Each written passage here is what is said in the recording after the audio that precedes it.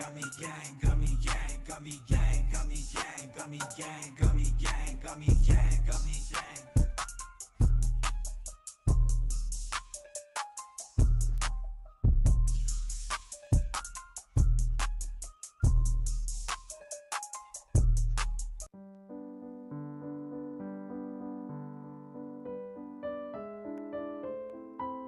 COSTA gang. Gummy gang, gummy gang, gummy gang, gummy gang, gummy gang, gummy gang, gummy gang, gummy gang, gummy gang, gummy gang, gummy gang, gummy gang.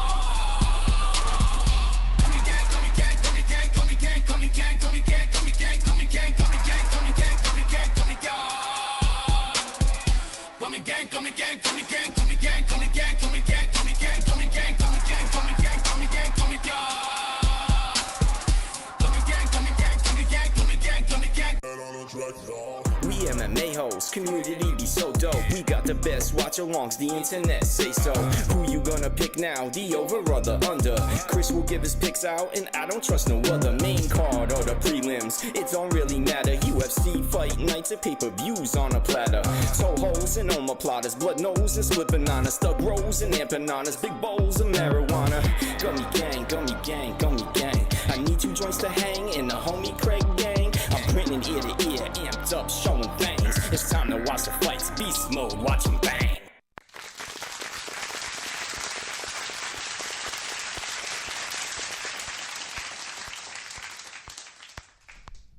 Wonderful, wonderful. Ladies and gentlemen, we have been on YouTube for 8 years. 8 years today.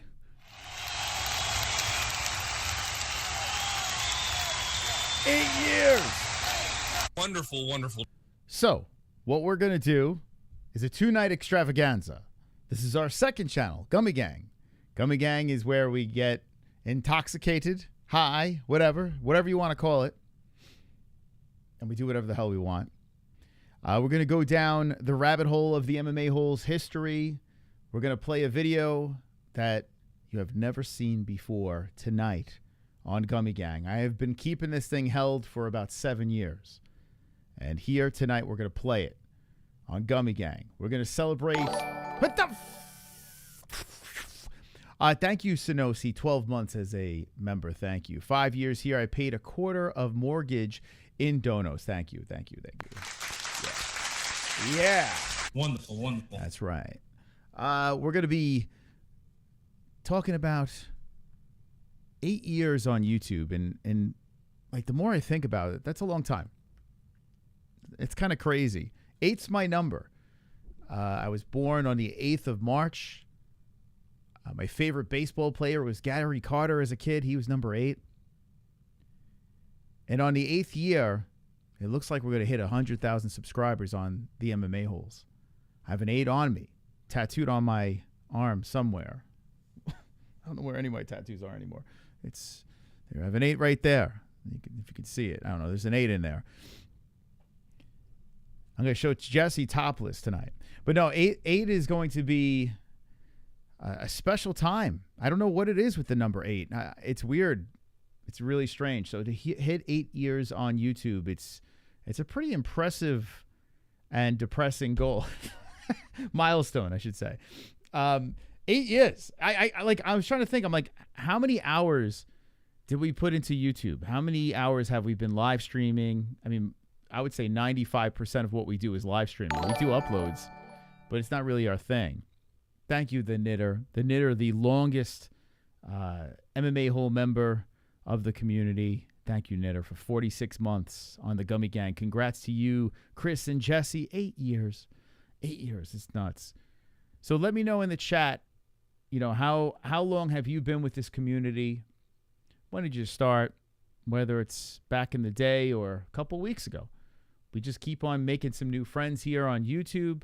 And it's nuts, man, to just constantly see the community grow and to see us grow as a show, the metamorphosis. And you'll see tonight as we, you know, look at some of the older videos. I'm going to try to play some stuff that you haven't seen before. But, I mean, if you see what we started with to what we are now, it's pretty nuts. It's really, really nuts to think about. A lot of alerts coming in here. Mike H, thank you, Mike H. 46 months as a member. Congratulations, Moss and JBM. We love you too. Thank you so much, Mr. H. Thank you. And Mrs. H. Thank both of you. Thank you, members on this channel. This is Gummy Gang. It's our second channel. So tonight we're just going to have some fun. I'm not looking for views. I don't care if you hit the like or whatever. I'm just going to have an edible. I'm going to go down the rabbit hole and enjoy night 1 of 2. Food Court Friday tomorrow. We'll celebrate as well on the main channel. Some were saying, well, why don't you just go live on the main channel? Nah, I mean, it's a 2-night of extravaganza, you know? But the thing that stands out the most about being on YouTube for 8 years is when I think about what MMA YouTube was 8 years ago, it wasn't. It didn't exist. There was no MMA YouTube. There was Joe Rogan, and he had his fight companion. Ariel Helwani did his thing. But they were all working for the big companies, and, you know, they already were celebrities in their own way. And there was no one out there just kind of grinding from their living room or their bedroom or wherever in their Sonata in the middle of doing laundry. There was no one out there just being an average dude that just liked combat sports, like mixed martial arts. And when we started, it was nuts, man. It was crazy because, like I've said before a million times, I didn't know the difference between an amateur or a professional fighter. I had no idea. I just thought, hey, these guys just fight in cages. I didn't know anything. I knew nothing. All I knew is I liked watching the UFC. I enjoyed watching the fights with my friends. I enjoyed talking to them in text messages and saying, hey, who do you think's going to win this weekend? And we all start arguing with each other and gathering around. And I said, hey, buds, would you like to start off a YouTube channel? Let's have a little fun. They thought audio. They thought we were just going to do audio because there was no one doing MMA YouTube. There was not, that wasn't happening. But I said to them, no, let's do it on YouTube. I think it'd be fun. You know, there was a thing called Google Hangouts that we used. And we started with that. And here we are. 8 years later, still doing it. 8 years later, going from New York, moving cross country to Arizona, having a family, growing this online family, and then seeing like other content creators blossom and do their things. Some doing phenomenal things out there on YouTube and some quitting after doing phenomenal things on YouTube. Like, it's nuts, man. It's just like, I just feel like we're just like in our own lane from the very beginning, and we're just watching all this stuff go on and crumble and succeed. And now we see fighters starting channels. It's nuts. It really is nuts. Like, when I think about it, you know, I don't know. I don't know how to wrap my head around this. So tonight's going to be like a nostalgic night. And we're just going to look at some old clips. Like I said, I'm going to be playing something that you've never seen before in MMA-Holes history. One of the weird things about starting the MMA-Holes channel is, like, when I started, literally a couple of weeks later, I was getting calls to do like fighter interviews and do in-cage interviews and do commentary. And I didn't know what the hell I was talking about. It's crazy. And now I see all these influencers doing this stuff that I was doing 8 years ago. Like, it's nuts. It really is it's a nutty ride. And, man, I don't know, like, what's going to happen 8 more years down the road, you know, 16 more years, 20, 35. I mean, what's this going to turn into? Like, we just keep on doing our thing. It's nuts, man. It really is a nutty thing. But very blessed to have this great community. Very blessed to have a channel that is able to withstand 8 years. I don't know anyone. That's been doing this for 8 years. Hell, I think the longest I can think of is maybe 6 years that hasn't given up. You know, it's crazy. Please don't pull up the Luke Thomas and Wonderboy Weidman footage. The Luke Thomas and Wonderboy Weidman, I have, spoiler alert, I have the full video. It's a 41-minute video of behind-the-scenes footage. Now, I just never uploaded it on the main channel. But when I was hired for Gotham Magazine, I was doing the video for it. Let me give you a little backstory. everything that I've done in life, it's like fake it till you make it. It's crazy, man. Like DJing, photography. I had a photography business. Because I had this photography business, a friend of mine said, hey, do you want to do the video for Gotham Magazine? And I did DJing for Gotham Magazine, and I DJ'd the SNL, was it 40th anniversary party? I can't remember what, it was the big anniversary for them. But yeah, like it's nuts, man. I got all these crazy opportunities because I was like, fuck it, I'm just going to do it. And in this situation, I get the call. My buddy's like, you know, it'd be really cool to get a UFC fighter on the cover of Gotham Magazine. Gotham Magazine's like one of those fancy, rich, snobby people magazines it was based out of New York. Pretty popular magazine over there. And my buddy's like, I'm going to get this thing going. He worked with the company. He's like, I just, you know, if I could pick your brain, because I was kind of, you know, really into the UFC. He's like, you know, what do you think? You know, how are we going to pull this off? So Chris Weidman was the guy, and he said he would only do it. He would only do it unless Wonder Boy, his brother-in-law, was involved as well. So I have like the uncut footage, Matt Serra, Jim Norton. I got the whole fucking video here. The whole video that I've never shown. 8 years. I've never shown this video. So I figured, you know what? Now might be the time to do it. Now might be the time to show you guys, as I show you, like kind of just roll through this thing. And I've showed clips, like I've showed where, you know, Weidman and Wonder Boy gave a shout out to like MMA-Holes. I mean, MMA-Holes wasn't even a thing. I was still a photographer. I just started the YouTube channel. We had like 3 people watching. And the goal of doing this video here, this Weidman Wonder Boy video, the goal of it was to get an autograph for one of the 3 subscribers that we had. That was the goal. I was like, I said yes to doing this. Well, yeah, it was a cool situation. But the big reason why I wanted to do this video that has never been seen on YouTube, ever. The big reason that I did this was to get those autographs. That was the grand plan. I have a video of the after party and stuff like that. I've showed the after party before, but I've never shown the actual footage of the behind the scenes photo shoot.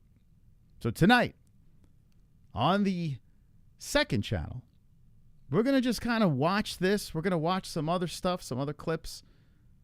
We got Jesse topless. We have the girl that was supposed to be Jesse trying out for the MMA-Holes. We got a bunch of stuff to play. And if you have any moments from back in the day that you would like to have us watch tonight and reflect on, put it on a best of section in Discord. Yeah, I tried a couple of girls out. Didn't bang them or anything like that, but I did. I tried a couple of girls out. The goal was this. I had my buddies. Hold on a second. Let's just do this.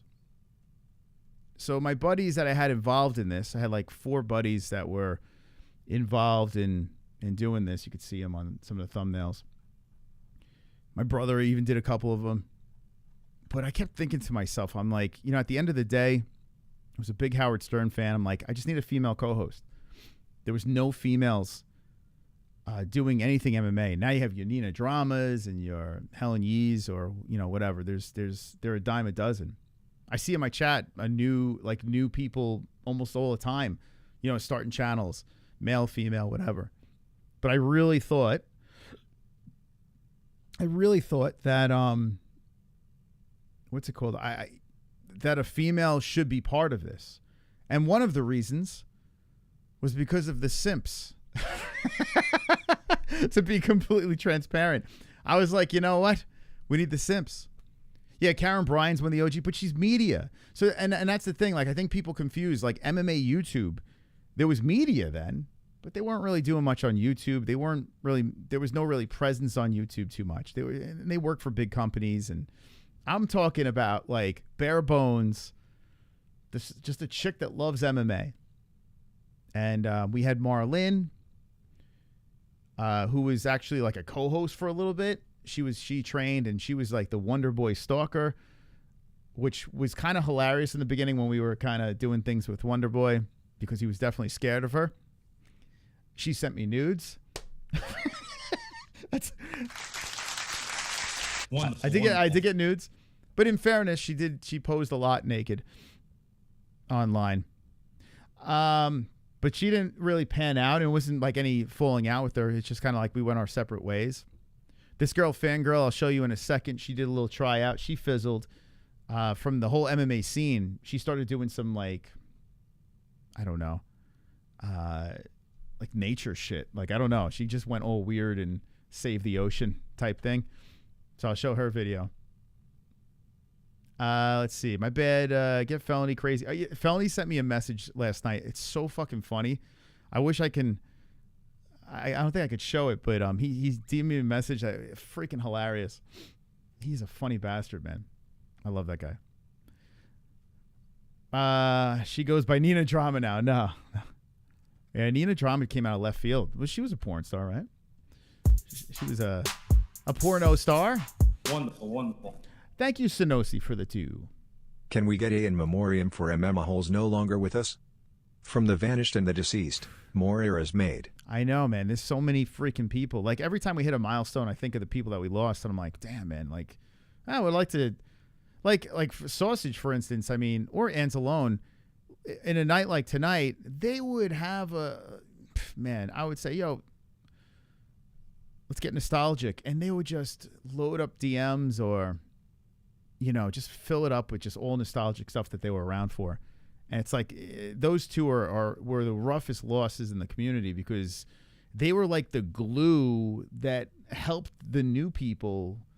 They kind of sat you down, welcomed you to the community, and then gave you like a little history lesson. You know, I don't think we have that anymore. It's fucking nuts, man. Oh my God, Joey. Yo, Joey's from back in the day. Joey's from back in the day for sure. What's up, Joey? How you doing, man? The Carrie Show. Yeah, dude, we got to get Carrie. Oh my God, that'd be fantastic. Yeah, that's another thing too. Like when we started, it started with like we were trolls. Like we were bad. Like we trolled the MMA scene, and we were stuck in that community with Joey and those guys. Are you coming in? Okay, good. Jessica could be here. Let's go. Here we go. Let's do this.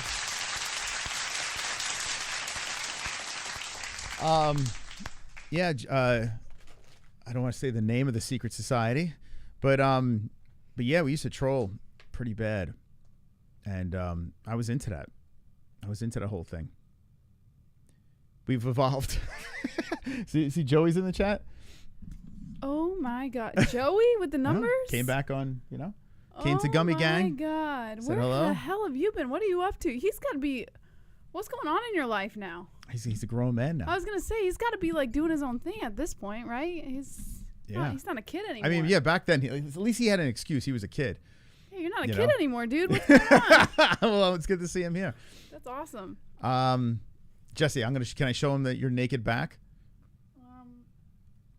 What? I was looking at videos. I was like, My naked back? This video. Oh my God. What? We were live. Stop it. All right, while we talk, while we reminisce. Regrettable moment. Look at this. This is Jesse. So here's Timmy.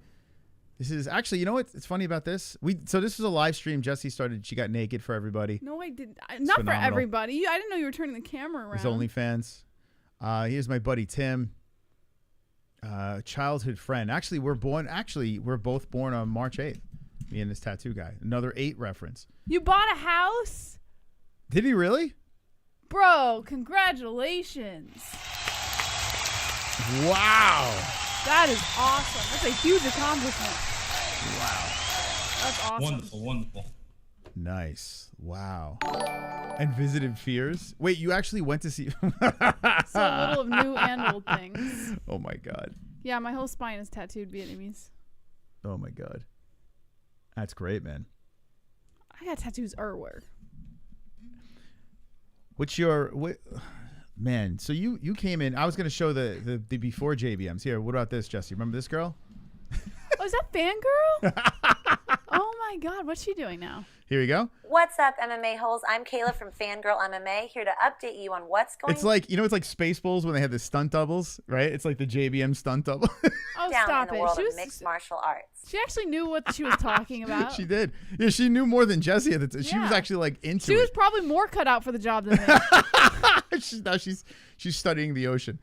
The state of California, led by Andy Foster, propositions a new 10-point plan in I had her on one time, this girl, and Why I had didn't it her. work out with Fangirl? I had her talking about how she shit herself in her dress. Like she went to a wedding and she shit herself in the dress.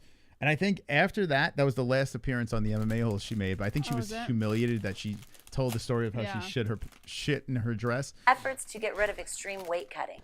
Since changing the timing of weigh-ins, more and more You're better, Jess. What are you talking? fighters are missing I love weight her or voice. vocalizing their battles leading up to weigh-ins. Most recently at This is like it's the original JBM. So yeah, she used to do the news. She pitched this. as well as a co-main event with two What a- veterans of the sport. Should we bring her back? What should we do? While Jesse's Yeah. not, we'll have her What sit is in she when Jesse's doing not now? Does anybody know what she's doing now? here. Hey, look at this guy. Into MMA-Holes live during UFC 210 for Fight Buddies. To watch more of my weekly MMA news, you can subscribe to my channel or follow me at I don't Fangirl. even know. Is she even still on you? Is she still called Fangirl MMA? She quit MMA. I remember, yeah, like years ago. She oh, wait, quit I think it. you told me that once. Yeah, she was saving dolphins and stuff. She started saving dolphins. She was a sweetheart. Very nice girl, yeah. But you know what's funny? When I was doing stuff with her, Double G, he's actually in media right now. He's another guy that was on YouTube with us trying to like make a name for himself.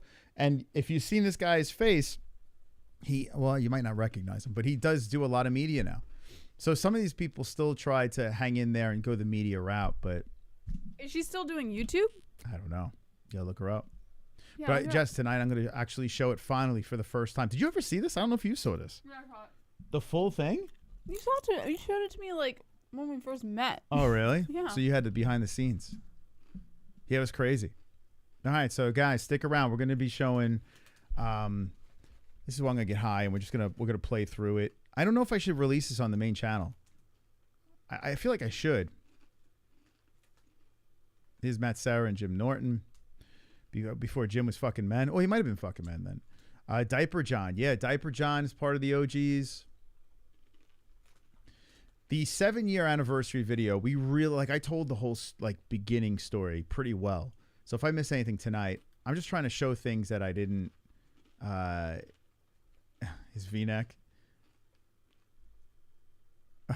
Like, it's kind of crazy, right? Like, when you look at the evolution.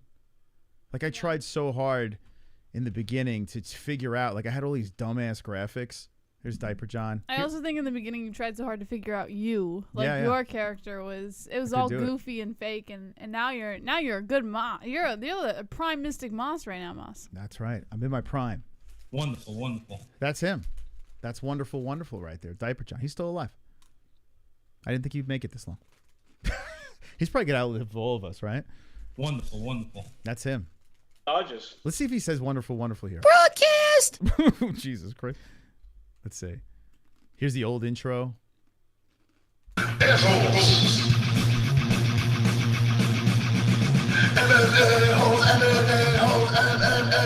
didn't get the audio right then. When back then when we streamed, it was on Google Hangouts, and the audio was ass. It was such ass. Like it wasn't. I remember we were lucky if we could get one like smooth flowing stream out of Hangouts. How many people in the chat remember Google Hangouts? And this intro kind of evolved a little bit. I love Google Hangouts. There's the old UFC website, which I still think is light years better than the recent website that they put together.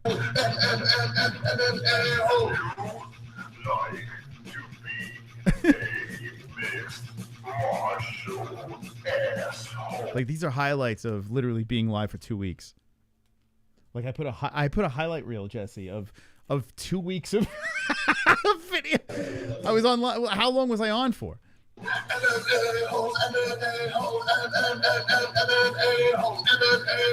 We would get drunk every fucking night.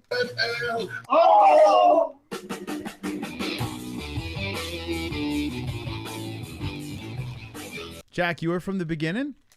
How really? When did you start, man? James Moss. James. Oh, James? I can't. Back then, I used to be able to read. No, not really. That's right. We're here. We're live. We are the MMA-Holes. Look, fantastic biceps even as a young man. God, look at I you. look like I'm fucking.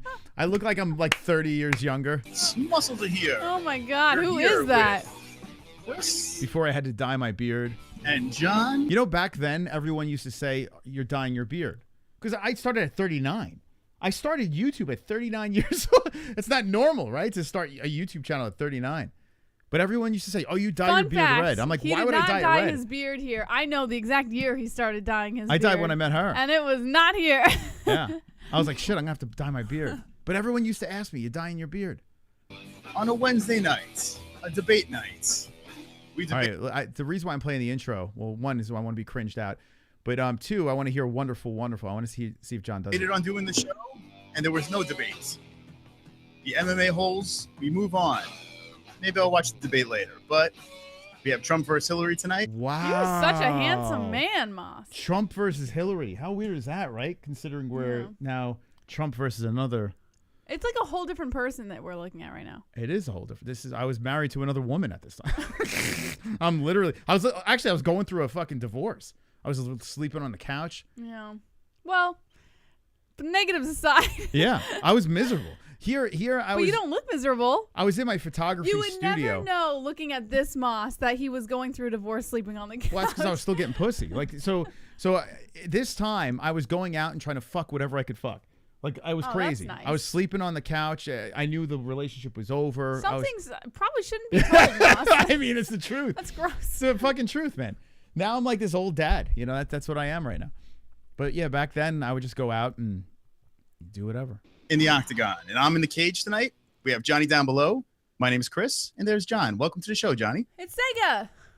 Sega's in the channel. Hey, Sega's one of the OGs right there too. It's like the whole mocking is coming back. So look at this. My name is Chris, and there's John. Welcome to the show, Johnny. What's up? What's up? He would always repeat it twice, right? So I It's called like him an out. anxiety thing. I think. called him out on Wonderful, Wonderful. So he wouldn't say Wonderful, Wonderful anymore because I started doing. Wonderful, wonderful. So he was like, oh, now I'm gonna say what's up, what's up. He would always repeat it. I'm watching the Rangers. I can give a shit less about the debate. Okay, so Oh, big Ranger John fans. Boy. But anyway, John he lasted the longest, really. He hung in there the longest out of everybody. V-neck and the pigeon and my brother, like they kind of just, fell off. And John was like the guy. He hung in there. But I understand why John left. Because they just used to they used to rip him apart. 4 people that were in the chat would just fillet him. Like to the point where it's just like, I could understand why this is not fun anymore. Well, you did nothing to stop it, though. What do you mean? You didn't really protect your friend. Like, you didn't stand up for him or anything. Oh, yes, I did. What are No, you you talking didn't. about? You just let it happen. In fact, you laughed at some of the things that they would say. He used to have a stack of diapers behind him, so that's why we called him Diaper John. This is the guy. Oh, shit. We landed on this episode by accident. So this was a fucking lunatic that used to call into the show, but he was the first person to drop the Ali Abdelaziz story about him being a terrorist. Okay. This guy, I don't know whatever happened to this What's dude. his name? I don't fucking remember. Here we go. Let's see. Yeah, he started telling the story, and we just we're laughing at him. Like, okay, dude. Like with Frankie Edgar. He was like in the chat. Like I said, there's 4 people watching, and he'd be like, "Yo, let me call in. Let me call in." Boom, boom, boom. I have a link. Boom. Debate is going. The Korean guy. Where is he? John, why? Oh, here we go. BJPen.com. But Jesus. Okay, hold up. To us. I think I'm done with BJ, man. I've been done for a while. Why? Why are you doing this to us? John, why? That is a tough one. Whoa. All right, so did we say hello? You know the guy is... He was No, I don't know. Anyway, I don't remember. It's this so fucking weird guy's name. seeing you at that. I know, it's cringe. It's so fucking weird. It's so fucking cringe. It's not cringe. It's not. It is, man. It's so just cringe. weird to see, like, it's I like a didn't know what I whole was doing. metamorphosis of See, Moss. I was a little know? caterpillar then. I didn't know how to pull it together. You were I a had very this. hungry caterpillar. You know what I realized? You know what I learned? I got to be more myself. Yes. Well, you were pretty radio fake Moss back then. Yeah, I was like, but hey guys. Yeah, you had like this weird voice and Yeah, well, no, you know what it is? personality. Now on MMA YouTube, now you have people to look at and be like, oh, I want to be like that person. I had no one to look at. I had no one to, like, I had Howard Stern, right? And I had sports radio, but I didn't have anything on YouTube to be like, oh, I want to be like that guy. Yeah. You know? No, I don't know. Like, I get why. Weird. I think everybody who starts YouTube starts off with a little bit of a character until they realize that it's not unnecessary. And then, you know, you just kind of morph into you, I guess. But you're still Moss. Like Chris, off-air Chris is still different than Moss. Yes. Yeah, that is true. Here's the other girl that was supposed to be before Jess. Not at all. Oh, Justin Sumter, the first ever fighter we Why ever had on. Why haven't you gotten him on in a while? He just actually recently he just got a win, by the way. Yeah, get Justin's on. back in the win column again. I just saw he fought for CES. Get that man on. This dude, man, this guy can kill me, Justin Sumter. But anyway, Justin was awesome, man. He actually was like co-host / like he would stay on for segments. He would do interviews with us. This guy was awesome, man. He really was pretty cool. He lost to Billy Goff. Billy Goff, who's in the UFC right now. He lost twice in the Contender Series, Sumter, and never really was every time he got right there, he just couldn't get over the hump. But Sumter was awesome, and with there's Marlene. Yeah, Marlene came in with the hangouts. You know, I still talk to her on Facebook. Do you really? Yeah. Does she still show her ass? Hold on, let's see. Oh, stop it. No, she actually does like modeling and stuff now. Let's see. Hold up. But not like provocative modeling. I couldn't believe it. When she sent me those pics of her ass, I was like, what the fuck? She's a beautiful woman. What do you want? What What's are you her gonna do? Instagram? Like if I had her figure, I'd probably be doing the same thing. She's just, you know, she's got it. She's got it. The it factor, Moss. All right, let's see. My buddy she dances a lot now too. She does a lot of dancing competitions. My buddy met her. V-neck, he was like away for work, and he actually ran into her. And then I had this like weird conversation. She's very nice, but so sweet. Kind of stalkerish. Like every time I post pictures of the kids, she's always dropping likes, and you know, she's just such a sweet. She's here she is, Marlene. Yeah. Okay, you ready, guys? Here we go. Oh yeah, she's still fucking doing the No, poses. she's not. It's not like super provocative. It's tasteful. What? It's tasteful, Ma. She's not showing her tits. I mean, kind of. She is. Stop it. There's Marlene. Look at her. Look, there's her dancing competition. Watch it. When was the last time she posted? Watch her dance. We go. Scroll down. Right there. Yeah, well, it's probably. She's just really good. She's an amazing dancer. Right here. People used to simp so hard for her. Watch. Yeah, people used to simp hard for Marlene. Marlene was like. I mean, rightfully so. She's a beautiful woman. She was this close. Like, honestly, she was going to be the co-host. Like, she was right there. Look how she dances. Look how her body moves. What are you watching here? Jess, what the She's fuck? dancing. Beautiful. What's wrong with watching her dance? I don't know. What the fuck? Why are you making a big deal out of it? We want to see naked pics. That's what we came here for. Stop it. Let's see. Let's find the most nudie pic she got out here. Look at this. What the fuck? When was the last time she posted? She's got the it factor. Okay, so this is I don't know. Holiday shoot. So last year, maybe? How do you see? 9 hours. 9 hours ago. Edited 9 hours ago. Oh, so she posted this recently. Yeah. She's still freaking. How old is she now? She's like a hot mama, man. She doesn't. Yeah, she's not super young. She doesn't age. Yeah, she looks good. Like anyway, fine wine. Yeah, there's all right. So there's Fangirl, and then Marlene. Or then JBM came. There's this. Look, everyone gets naked. It's like, this is what you guys ended up with. Here you go. You got stuck with this. ABH, the man behind you is now black. Oh my gosh. Now the donations. That's what you guys ended up with. Donation. This is 5 years ago. The two most beautiful options, and you end up with this. Let's listen to some donations, guys. The shop did a swap for affirmative action purposes. No worries. This is one of the few non-felon blacks. You're safe. Now, guys, I just want to say this, okay? I don't stand by that donation at all. That's incredibly racist. But that was our chat. 5 years ago, I mean, right now, this chat over here is phenomenal. Like, they're just PG. They're good. Every once in a while, they get a little off. But, I mean, then it was fucking violent. Like, you would jump in the chat room back then, 5 years and more. You're getting filleted. You're getting roasted. No one's safe. And I got to be honest with you, if I said attack, that chat would just go. Like, it was nuts. Like, they would go there and fillet whoever was in my way. It was a massive power trip. A little bit of a shame now, Moss. Well, I got to be honest with you, that's not right. Now. You shouldn't be doing that, right? Yeah. It was nuts. It was a feral bunch of animals. And listen, it's kind of cool, man, to look back and say, okay, we had that ferocious chat. Now we have a more subdued, chat. But still, regardless, still a great community. it was just weird to think about. Like we really harvested the worst of the worst back then. Like we were violent. Like it was a violent group. I'm thinking of adding to my back, Moss. What do you think? Yeah, put I don't know. Yeah, let's hear some like more donations. extending off the You're not spine. going to see this on anyone else. Sound The poor tattoo artist has to listen to this shit. Oh, I don't know. Anyway, I wish we had timestamps of the donations. That'd be pretty funny. But I'm not I going would love to extend off the back. That would be so freaking So is cool. Jesse getting nude for the community? Ride drive. Come on, get loud, MMA-Holes in the crowd. Come on, crowd. Let's go. Let's gummy up. Come on, get loud, MMA-Holes in the crowd. God. MMA-Holes in the crowd. MMA-Holes in the crowd. MMA-Holes in the crowd. First time I tuned in was Conor versus Khabib. Oh, You wow. had 14K subscribers at the time. My buddies didn't get the card, so I was looking for live content. You guys were definitely unique, and the live chat and donos were hilarious. Stayed ever since. Wow. That's awesome. Conor Khabib literally I was remember like Conor life. Khabib. That was like we knew it was big, but that was kind of life changing. Conor Khabib. Oh yes. You know what I'm saying? Like that. Oh yes. That was like, I don't know. It just felt like after that, Everything changed. yeah, it was just like this. We're here. Like this is it. Like this is what we're gonna do for the rest of our fucking lives. I actually remember Conor Khabib very, very You had the well. parents in the background. The Orange Studio was fired up.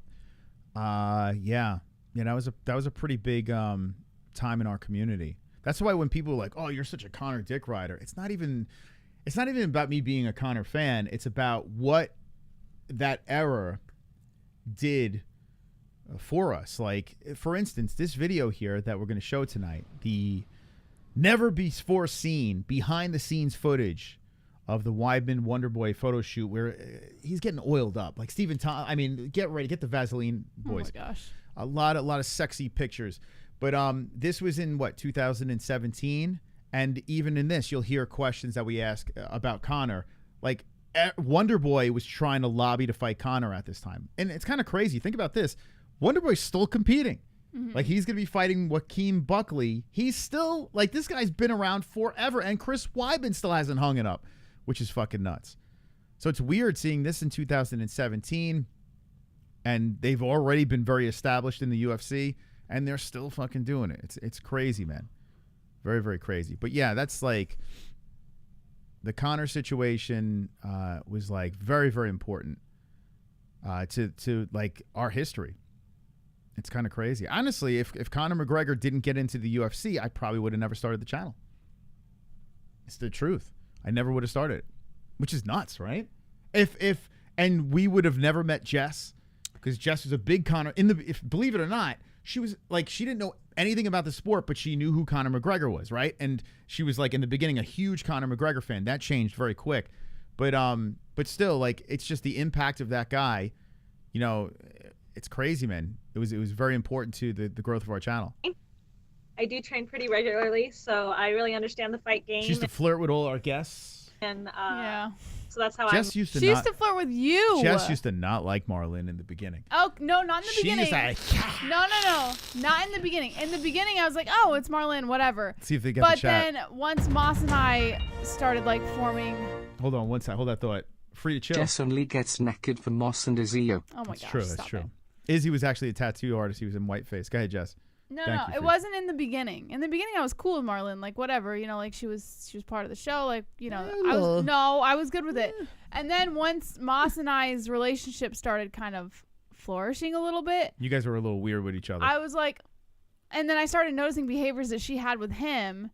And I was like, is he like a player? Like, is he just playing all these women online? Like, what the fuck is going on here? I was grooming Jesse. And it was like really weird, his dynamic with her. And I was like, am I like reading this the wrong way? Like, what the fuck is going on? And so I started getting a little weird with her. But then once everything started kind of like playing out, I was like, okay, Marlon and I are great now. Like, I freaking love Marlon. But like, it was just a little weird for a short period of time. We should ask Marlon to come back for one stream, though. Like, we should have her like OG, maybe 10-year anniversary. Maybe the 10-year anniversary, I really pull all the OGs. I would love to get Marlon. I mean, I didn't really talk to Fangirl that much. Like, she's a sweetheart. Like, I think that she's amazing. But, like, I didn't really talk to her that much. There's no chat here. Why is the live chat? There's no live chat replay. It sucks. But Marlene would be cool. I wish I could see that. She's cool. So this was before. Why every time I go back, ugh, so annoying. Oh my God, Joey, the vlog channel. It was so cringe, dude. So oh my God, yeah. Cringe. I wish I don't know. Do you have any of that but you know footage? what? I was actually thinking about it today. I was thinking back. I'm like, you know what? It was cringe, and I was a fucking like retard on that channel, right? But I think it genuinely would have taken off. Maybe I'm delusional. But there was a part of me that was like, I was, even though I wasn't accruing subscribers as quickly as Moss was, there was an audience for what I was doing. And I was like, maybe it would have taken off. If I had just kept on that path and just kept going strong with what I was doing, I think it probably would have. There would have been one like hit video, and then it would have just blown up from there. But I'm grateful I did not go forward with that. That was fucking, I was a little delusional back in the day. None of these videos hit. Like, I'm looking. At the time, I was like, this is awesome. 320 views, 154 views. That's nuts. Yeah. This is where I predicted Mayweather to fight McGregor. No, everyone was saying it wasn't going to happen. I hopped on. Gosh, is that in front of 320 people?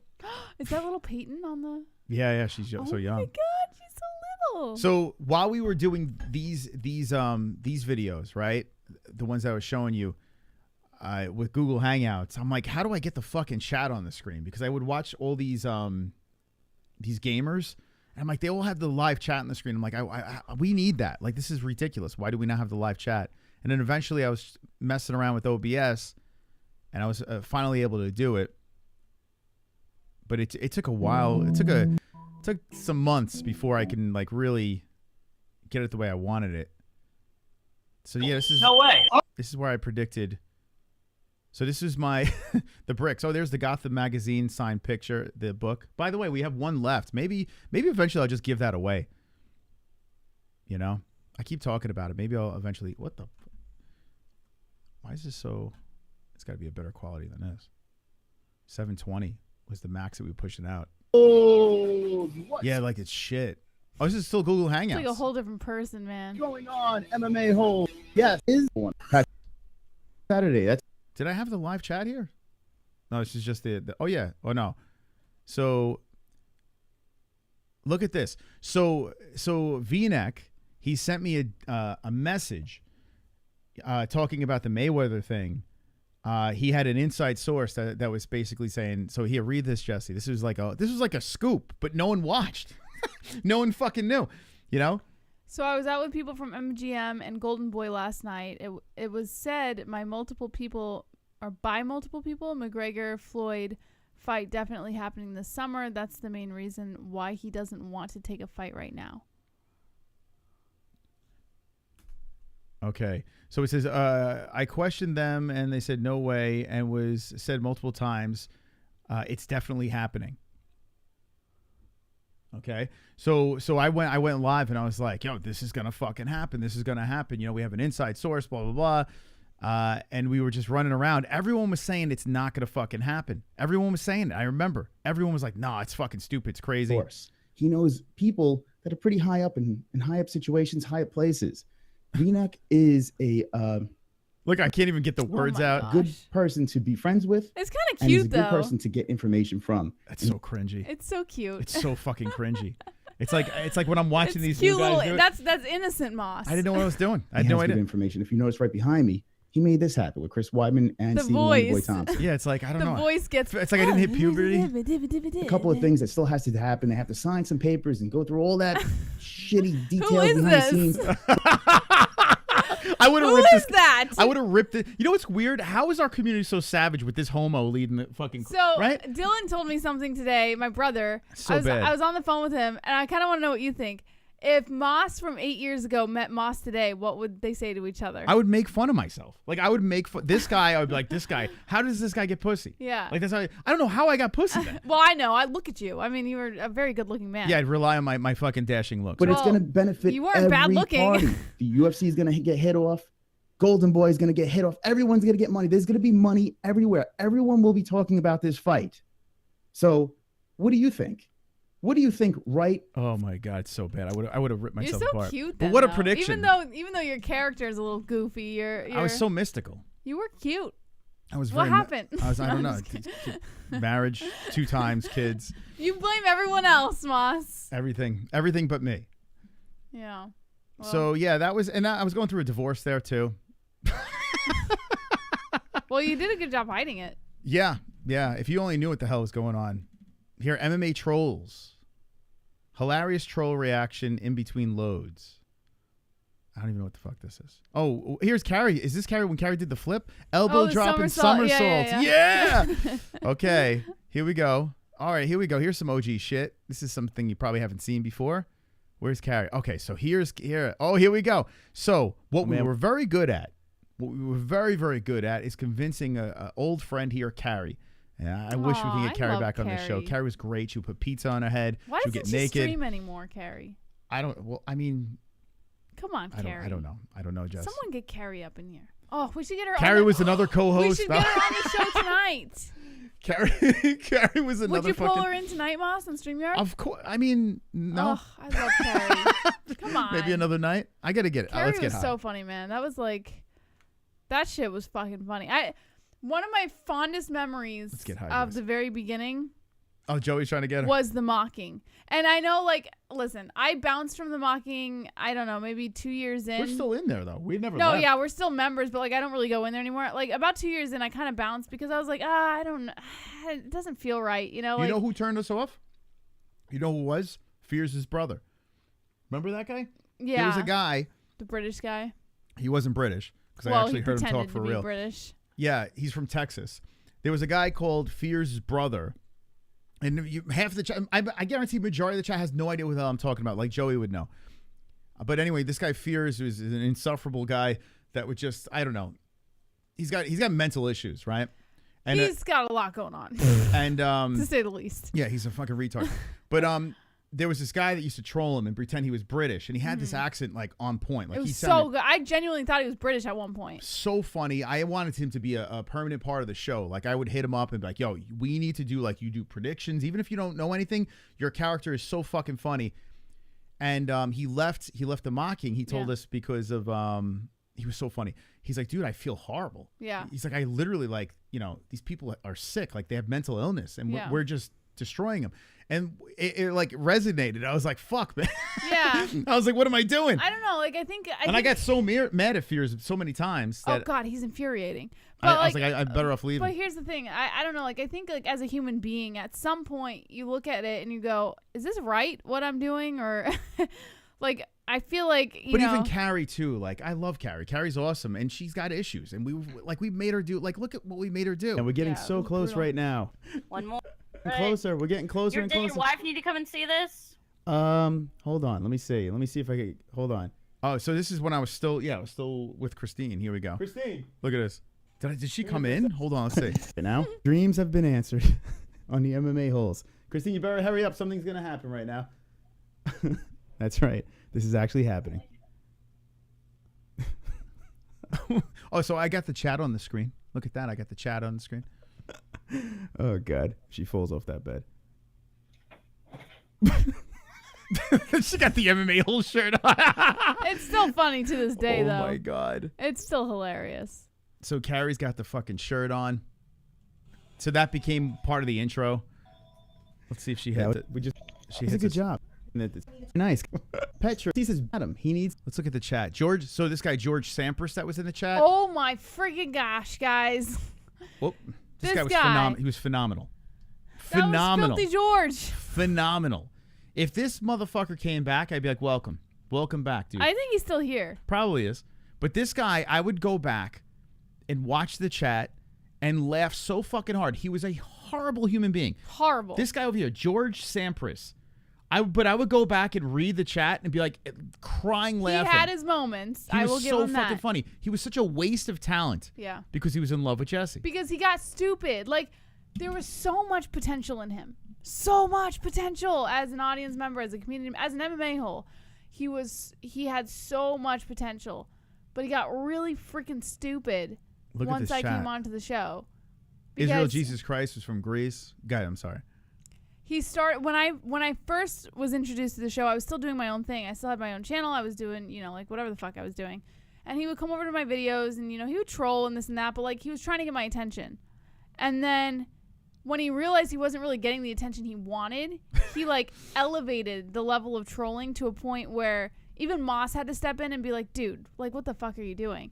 He was like I tried to wrangle him in. Like even when he got really fucked up, he was so valuable because he would go into other people's chats and he would spam the MMA holes so much and destroy people's lives.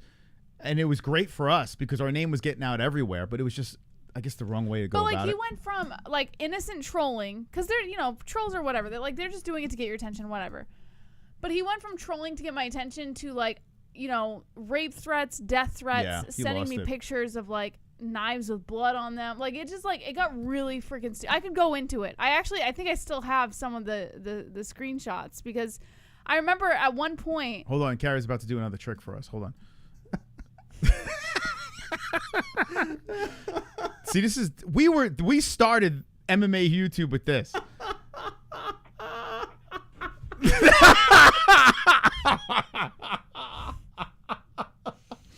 There's only 300. How many views on this thing? Yeah. There's only 317 views. What a waste of a great stream. Oh shit. So you know how we found? All right, I'm sorry, I cut you off. Carrie got crazy, but what were we saying about George? Yeah, the death threats and all that crazy stuff. Yeah. No, I remember at one point I sent Moss screenshots of like the things that he was sending me, and at first Moss was like, "Oh, just ignore him. You know, he's just probably trying to get your attention. You know, this and that." But it got so severe. Like he was like dropping my like address and like it's like getting weird. And so I told him, I was like, "This is fucking weird." So Moss had to go in and be like, "Dude, like, what are you doing?" I tried to wrangle him in. I couldn't. He couldn't. And then he got really stupid once he found out that, like, once Moss and I, like, solidified our relationship, then it was, like, stupid from there. It was like, I can't even explain. Like, if I could, you guys would not believe me if I told you some of the stuff that he was sending or saying. Oh, my God. Once he found out that Moss and I were in a relationship. It was like a whole thing. Yeah, but this Carrie girl, it was funny when I was looking for people on YouTube that did MMA stuff, there was no one doing it. But you know what's funny? Let me give Carrie her respect. She was doing it before me. Mm-hmm. She was doing like a reaction to the fights in her race car hat, I remember. Yeah. And she would just sit there, camera on her, and she'd just be staring at She's the hilarious. TV. But it's funny, I was looking for YouTubers that did it, and like no one was doing it. And she was the MMA YouTuber that I found. And that's how that's how we connected with Carrie. But she was crazy, man. She was crazy. She did some funny shit. She was game. She did flips for us. None of these people, though, in the chat are here now. I don't think, at least. Well, then again, Joey.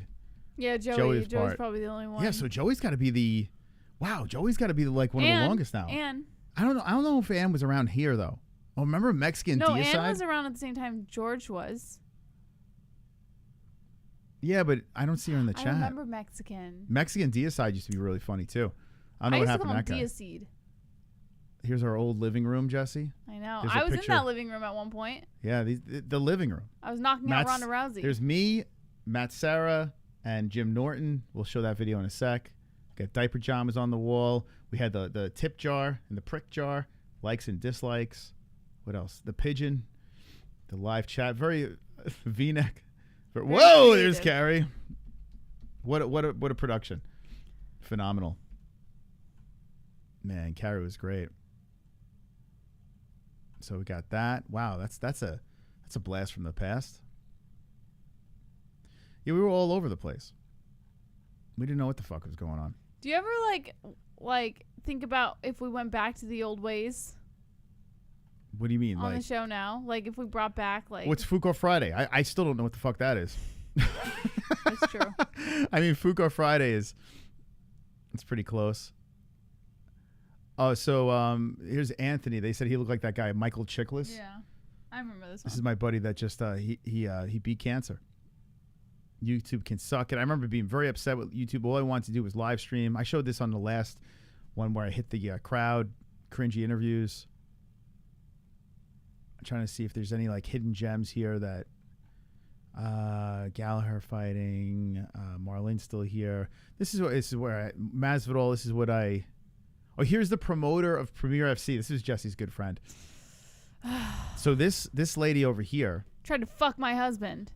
Maybe, but she might be onto something here. Tried to fuck my husband. But I got her to do some Not jumping a jacks. joke. Let's see. Hold on.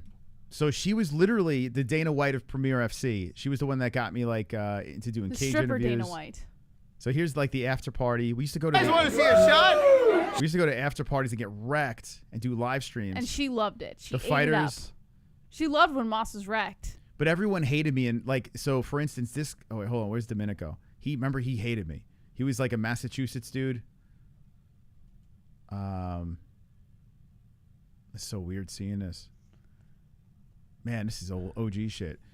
What? So we're. Is that your? No. So she was literally the promoter of the organization. Oh shit! I'm not showing the whole thing. She was a promoter of the whole. Why do we have to see this, Moss? I didn't fuck her. And Why what do does we it have to look matter? at It was this? before you. Who cares? Like what the hell? Why do we have to look at this? This is OG shit, man. I want to see let's see if I get her doing jumping. I made her do jumping jacks. Let's see, where is it? Where's the jumping jacks?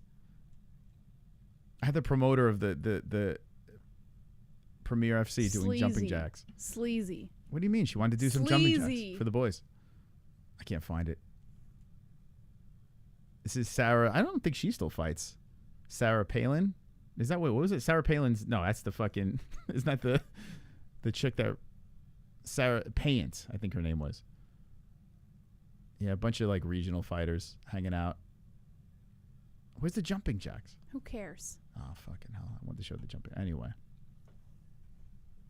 The good times, the good old days when we used to leave our fucking studio. And she used to leave her husband clearly. Yeah, For I think other I think her opportunities. husband was a cuck. To be honest, I don't give a fuck. he knew what was going on. She made it very clear what she was interested in. She liked the boys. Anyway, what else we got here? So many things. So many things. Let's get to Jesse. Yes, a long history. Long history of MMA-Holes. I mean, there needs to be someone. Oh, the dislike party. Remember this? I do remember that. A dislike party for. This is the only WWE stream we ever did. I want you to get to Okay, we'll skip Mr. this. Anonymous. That's on. That shit That's was on not the funny. MMA-Holes. Oh, here's Sarah Payant. Here's her. And what's it called? What's her face? This is the when she talked about, I think, shitting herself. Ladies' night, Jesse.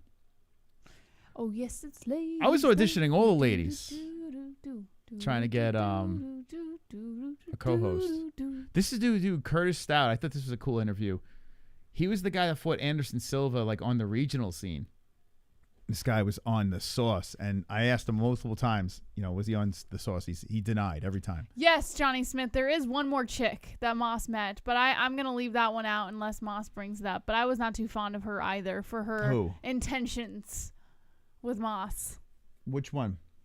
Well, I'm not going to bring it up on air unless you bring it up on air because, Was it I'll follow your lead on that one. in the girls' corner? No. That's Her another one. intentions with you, Moss, and it was around Luke Thomas times. I'll just put it that way. Oh, what's her face? Yeah. And I was not happy about it. I was like, I knew it. You were actually on the show with I do not like with her what's her one face. bit. So here's Jesse's debut to the MMA-Holes. We've shown this before, but since we've never done it with Jesse on the stream, right? So you were actually on the same night as Karen. I know. I remember this night. So was that weird for you? Like you were on now. Well, okay. this was before Karen pulled all her bullshit, so I didn't care at this point. Like Okay, I so thought here's she was just going here's for it. Karen. So she was the. This is before she tried to fuck my husband. She's the CEO of Premier FC, which is not around anymore because she stopped paying the fighters. Well, there's more to that And there's story. lawsuits and there's a lot of Yeah. bad stuff. Actually, William Knight fought for her promotion. That's how we met William Knight. But he's not. I don't know. Anyway. Okay, here's Jesse's. So Jesse was talking about how cringy I was. We had a show I called. was cringe as fuck. I was so delusional. It was stupid. We had Johnny. We were very close to banging, me and Karen, but I Oh God. I bailed. Can you stop? It's so annoying to I was with even my listen cousins, to. and I bailed. It was so annoying. Yeah, she wasn't happy. And I even knew it too. Like I just knew it the way that I just knew it. I was like, yeah, she's definitely trying to fuck him tonight. I just knew it. But what did it have to do with you? I mean, it was no big deal. I fucking knew it. All I knew. All right. Anyway. You know, women know. They just know. Jesus, protective over. All right. So here's random night. Now I know for sure. As Jay Smooth, he's got his channel going now. A lot of people in our community too started their own channels, inspired by the MMA-Holes, Jesse. But I don't recognize his Craig Lee. He was a pain in the ass. Where's Ann? I'm looking for Ann. Ann. Where's Ann? Okay, so here's Jesse's debut. Oh, my toilet paper debut. Look out, kids. Guys, this is the first time ever. And we had 1,200 subscribers. I mean, we were on fire. I still think this is the funniest thing I ever did.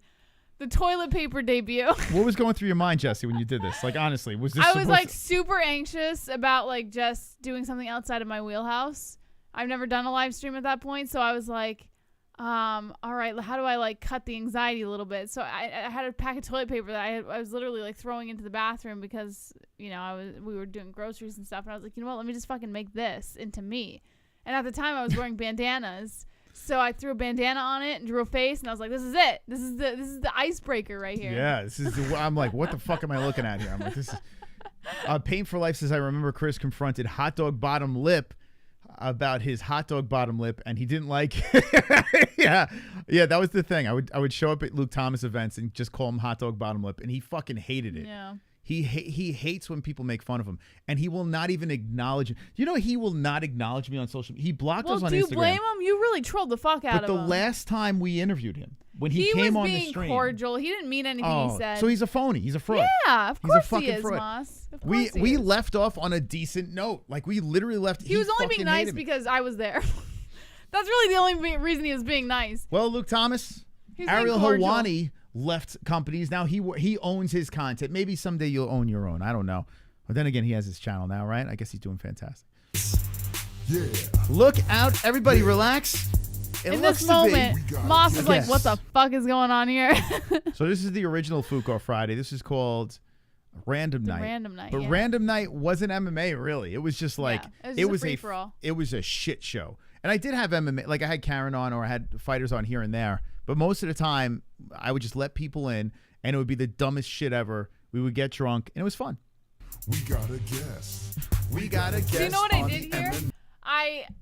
That blue curtain in the back, I literally, because I didn't want to like show off my entire room, so I would set up like a curtain rod on top of like, I would just stack shit, like furniture on top of each other, and put a curtain rod across it, and then throw like a curtain in the background so it looked like I had like a little backdrop, because I just didn't want to show off like everything that I had in my room.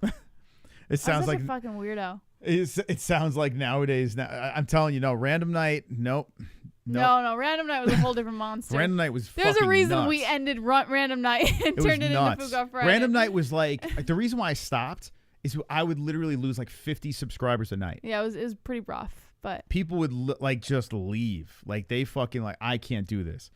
It was just like we would talk about like fucking in porta potties. Like Carrie would say how she would get slammed. Yeah, the conversations that we had were pretty brutal. Yeah, it was bad, man. It was bad. It was pretty. And the conversation, it would go on for like 4 hours. The freaking like they weren't normal interviews. It would be conversations that went on for like 4 hours at a time. Yeah, but I mean, the people that were in the chat, like the hardcores, liked it. That's for sure. It literally destroyed our channel. MMA-Holes. We got a guest. We got a guest. You. I was talking to toilet paper. Jesse, what's going on? You look a little bit. My nickname. Oh, well, hey, listen, you look different live. You see me adjusting the volume on your thing there? Yeah, I was like, what the fuck? I remember, like, can they hear me? And I'm like yelling. And then I realized the next show, I was like, oh, I don't have to yell. Different live? You look great. Well, the camera does add 10 pounds. You know what's funny? Like your accent, you actually sound like your family there. Oh, God. Yeah, you do. You actually sound just what like... What happened then? I don't know. You kind of lost it. It disappears, Moss. It's like a little different. Jesse Bell Hill is here. Oh, shit. I got to get your fucking info on the screen as we talk. Jesse, how does it feel? I mean, you're looking good. You're looking swole. Did you do shoulders today? It looks like you've been lifting. Oh, no, not shoulders. Just abs, you know? Abs. I've been... Yeah. Well, it does look nice. My abs What are you drinking over there? I noticed there's a bottle of something. It looks like maybe a hard lemonade, or I'm not sure what it is. But hold on, I'll show the friends. What do you got? Well, what do you think when you hear? I'm cringing so fucking hard, but what do you think? I was immature. Well, I both was a of us, child. and not just you. It was both of us. Like we were both fucking cringing. Yeah, you were 20. What do you mean? Yeah, you were no, I mean like not like. Oh, you were 21. Not What like are you I was talking an about? actual child. I'm saying like my mindset. I was just very immature and delusional. And If you were like this at 21, what the fuck were you like at when you were 14? oh, probably worse. Probably worse. I probably was insufferable at 14.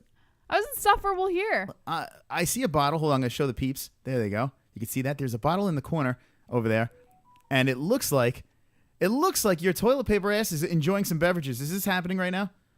This is happening right now, Chris. Jesse, it's great to have you on here. And by the way, awesome job. As my voice is going. Awesome job on that video. You surprised. I was thinking about T-Man the other day. Oh my God, T-Man. I hope he's still alive, man. I had a weird thought about him the other day. Here, let's check in on T-Man. Does T-Man Shit out of me. Listen, when I'm taking a shit and I'm looking through my phone and I see something like that, I mean, I almost made a mess. Jess. I try sometimes. Well, hey, listen, I love the effort. Jesse Bell Hill is here. I'm going to put on the screen. Hold on a second. Because this is what I do. I do things on the fly here. And boom, her. Chris, I got all day. All right, let's fast forward past What was this his bit. YouTube channel? T-Man. I don't know, Twisterverse or something like that. It was Twister. Yeah, well, this went on for a while. Dude, what do we got there? It looks like a shower curtain. Holy shit! It's a person. It's a shower. That's what it totally is. A shower curtain. Oh. I'm trying to get the quality Now up. I noticed something, Jesse. I noticed in your videos you do have elaborate backdrops. So what Looks was like shower what was behind the? Why did you wear the headband? And what were you calling from? It looks like you're at you're about to get beheaded. I used to love, and I mean love, and I'm talking listen to every single day Axl Rose. Like love Axl Rose. Okay. To the point where I dressed like him. Did you know what Axl Rose was going to turn into? Actually, Axl Rose at that time was insufferable. You probably just talk about OG Axl, I loved right? Guns N' Roses. Like 80s Axl? I loved all 80s music. Like I was just one of those kids that was like, I just fucking love 80s music, man. Like it's just, that was my thing. Even today I listen to 80s music and I'm like, it just brings me back to like this time when I was like super just no responsibility, just fucking, you know, enjoying life. Blasting 80s music. His high-pitched voice indicated he was nervous and spitting by Jess. No, I was just drunk. No, that's just how he sounded at the time. I don't know why that. For some reason, he had this radio voice. Yeah, I don't know what the fuck. I don't know what the hell I was doing in the beginning. Yes, I don't guys, know. we were not talking here. There's like nothing going on here. This was just like No, I was literally bringing her on for simps. Yeah, so Moss actually found me. I was like, well, this girl's fucking nuts. So I was doing a cooking live stream with my mom like the day prior or like 2 days prior. We were making banana bread. And it's kind of like if Howard Stern married Wendy the retard. Periscope. Oh, that's nice of you. We were doing it on this platform called Periscope. Yeah. And Moss found us on Periscope. And he jumps into the chat as the MMA-Holes and he goes, hey, you know, like I'm doing a live stream in 2 days or tomorrow or something like that. And he goes, jump in. And I was like, all right. I didn't know this guy. I was like, oh, you know, just more exposure for me. You know, I was trying to grow my small little channel. And so I jump in, and then immediately, like, that, when he saw that I had, like, circled back around and jumped into this chat, he was like, oh, come on the show. And I was like, oh, okay. You know, I can talk about my show, promote it a little bit. You know what she did? She fooled me because she had all this Twitter following. I was like, oh, she's got a pretty I solid. had a big Twitter She's like, following. but it was all her. No, it wasn't me. It was that guy. It was. No, it was that What are you guy. talking about? It was that guy that was, like, super. You had like 3 simps, and then it was like all alt accounts. And no, I remember you fooled me. Accounts. They were not my alt accounts. There was a guy that was, and he came into your DMs, Moss. No, yeah, I know a couple of them. And he loaded up my loonies. Twitter. Yeah, and a I had couple no loonies. idea at the time. Like I had never heard of bots. I had never heard of anything like that. Like I didn't know that existed. And he's like, "Oh, I can get you all these followers and this and that." And I'm like, "Oh, okay, that's great." And next thing I know, the next day, my Twitter account just blew up. And he's like, "Oh, that was me." And I didn't realize at the time that he had just bought like followers. And I was like, oh, this is so cool. Thank you so much. You know, like I thought this guy had a really good it fooled pull. me too. I was like, damn, she got a good following. And I was like, this is fucking awesome. But then I realized months down the road, I'm like, oh, this guy just fucking botted up my Twitter account. You know, so all that kind of faded out. But Yeah, it was not me. I had like a couple alt accounts, but that was not all me. Back then, I was like Batman. I was trying to recruit the Justice League, but it was more like I wanted the whack pack. Like I really wanted a stable of reoccurring characters that were just so unhinged and crazy and all different personalities. Like I that's what I wanted so bad. And on these random nights, I would get so drunk on scotch, like Johnny Walker Double Black. Mm-hmm. That's why I wish Sausage was still here. We got drunk in this one, Moss. We got wasted. Or I got wasted at least. You know, let's see. Let's was fast forward. Yeah, right here. I was like slurping on the tequila. Yeah, we had Craig Lee, who was big with the marijuana. This guy was this oh is my our God, first. this fucking guy. He was our first massive donator. This guy. Actually, if Craig Lee wasn't around, there would be no MMA-Holes. He would dump like stupid money on us. Yeah, it was great in the beginning, and then turned like he just like turned into like an asshole, man. Oh, here's like, your mom. Here. Look at this. I love my mom. I love it. This is so crazy. I love it. This is pour the cups. I just took my Oh my shot. God, I'm What so the fuck, wasted. Chris? How dare you? Such a potty mouth on the MMA-Holes. This is Adderall, Jesse, All right, I'm on gonna tequila. I'm gonna pour myself one more. Wait, is that your sister or your mom? I don't know. That can't be your mom. Is that your mom? I don't think that is. It might be my sister. Who is that? Is it No, your no, mom? that's not my sister. That's your mom? It might be my Damn, mom. she was like a rail then. Holy shit. There you go. Be Hold on. responsible. Yeah, that's my mom. Is that really? Yeah, look how she's leaning over. My sister doesn't lean over. Having a great time. Yeah, that's too my as mom. well. Oh, I gotta go back. Hold on a second. Oh, I love my mom. It's so She's weird because so now she's my sweet. mom too. This is fucking weird now. Now I'm thinking about this. This is You like, know what, Moz? this is In odd. this stream, somewhere in this stream, my father came in, and it's like my father was predicting the future, guys. He came in, and This he is goes, crazy. he had no idea that Chris was married, and he goes, oh, maybe I'll set you up with my daughter. And then I said, Dad, Chris is married, and he goes, what does he say, Moss? I can't remember. I don't remember. But it was like almost like my dad predicted the We gotta find future. that. It was so weird. Where's and your now I dad? look back at that to this day, and I'm like, oh my God, that's it's weird, fucking man. weird, man. And this whole time, Moss was going through a divorce. I had no idea. Like it was like a weird prediction. Oh, here he like, is. Hold on. Is that your mom? Yeah, it is your mom. Oh, Look I at love that. my They're mom. so wonderful. All right, I'm gonna do a quick Craig Lee was probably hitting on your mom, I bet. plug. She's a beautiful woman. You guys have a good night. I'll see you in a little bit. Look how Wow, beautiful look my at mom that. Take care. is. Listen. I love you. Take care, Mama. I love you. The fucking weirdo. I want to do a quick. That guy mom. Craig was so fucking creepy, man. It was so bad. Well, man. my mom's a beautiful woman. No, What, but can you he was blame him, creepy Moss? with you. Oh no, he wasn't. Yo, yeah, he was. What are you like talking one about? time he was. Creepy He was with real me. creepy. A quick plug right now. My ex had no. My ex. You want me to tell you a story about my ex? I can't say it over here. What about this? No, because he said my ex had no clue either. Well, I have a story. Oh, Kanoto? Yeah, but I can't. I'm not gonna do that to her. I can't do that because we're still cool and Yeah, don't. there's like something like really I know what fucked up story that you're going happened, with, and yeah. I was like, Yeah. There's some dirt. I have a crazy fucking story. But don't do But that, it's yeah. it's multiple people involved, so I can't. I wish I could Just tell put it this One way. day I will. One day I will. No party was an angel. Yeah, one day I'll tell the story, dude. It's not, dude. This story is crazy, man. It's Yeah, crazy. but it doesn't matter. But that's my life. Again, we've done this a million times. Jesse Bellhill is live on the MMA-Holes, and I have to say, About community members, about exes, about me, about like, yo, there's dude, it's nuts. Yeah. You wouldn't even believe it if I fucking told you. You'd be like, no way. And it if doesn't some people matter. if some people are still in the community from back in the day, they can tell you the story. So But I don't they have won't because they're gonna pin you. Yeah, no. Yeah, no, they no. won't tell it. They'll They'll never tell the story. I know I'm because drunk. I anything know I'm to make stupid. you I look know bad. Jesse made fun of me multiple times, but it's fine. It's fine. We still love Jesse. Jesse's a good person. You Let's see, that mother- where's What? Dad? No, don't go to my dad. Why not? Why not? No. Was They- he drinking they then can too look or at no? me. Yeah. Oh, he was? Yeah. So this is when her pop was on the sauce too. Did My he get, pop has been on the sauce my entire life. So you don't up want me to play until yeah, no, I'm good. Okay. He's sober now, guys. He's All right. sober now. He's We been move sober on. for the last like 6 or 7 years. But like, yeah, I'm good. I just would rather not see him. in that. He's been great. Like he's just Yeah. clean. Like Yeah, he's good now. oh, he smokes, but he doesn't drink. Man, I tell you what though, when I was drinking though, doing this, that was I don't know, maybe it was entertaining to watch, but that wasn't good. Now I'm getting high, but I feel like I don't know. No, maybe it's just as bad. What else we got here?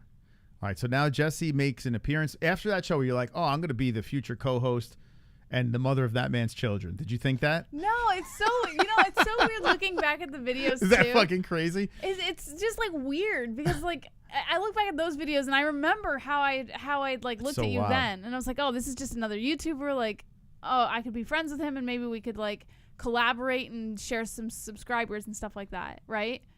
And then I look like 3 years into the future and I'm like, holy fuck, like this guy is supposed to be my soulmate and the father of my children. Like, it's so weird. Yeah, there's the Luke Thomas, my BFF Luke Thomas. Great video. I won't show it because I showed it last time. If you want to see the 7-year anniversary, not the MMA-Holes video or Gummy Gang video, whatever you want to call it, we went to detail with the whole Luke Thomas story and everything like that. I tell you what, the final Luke Thomas meeting was the best. Yeah. The best.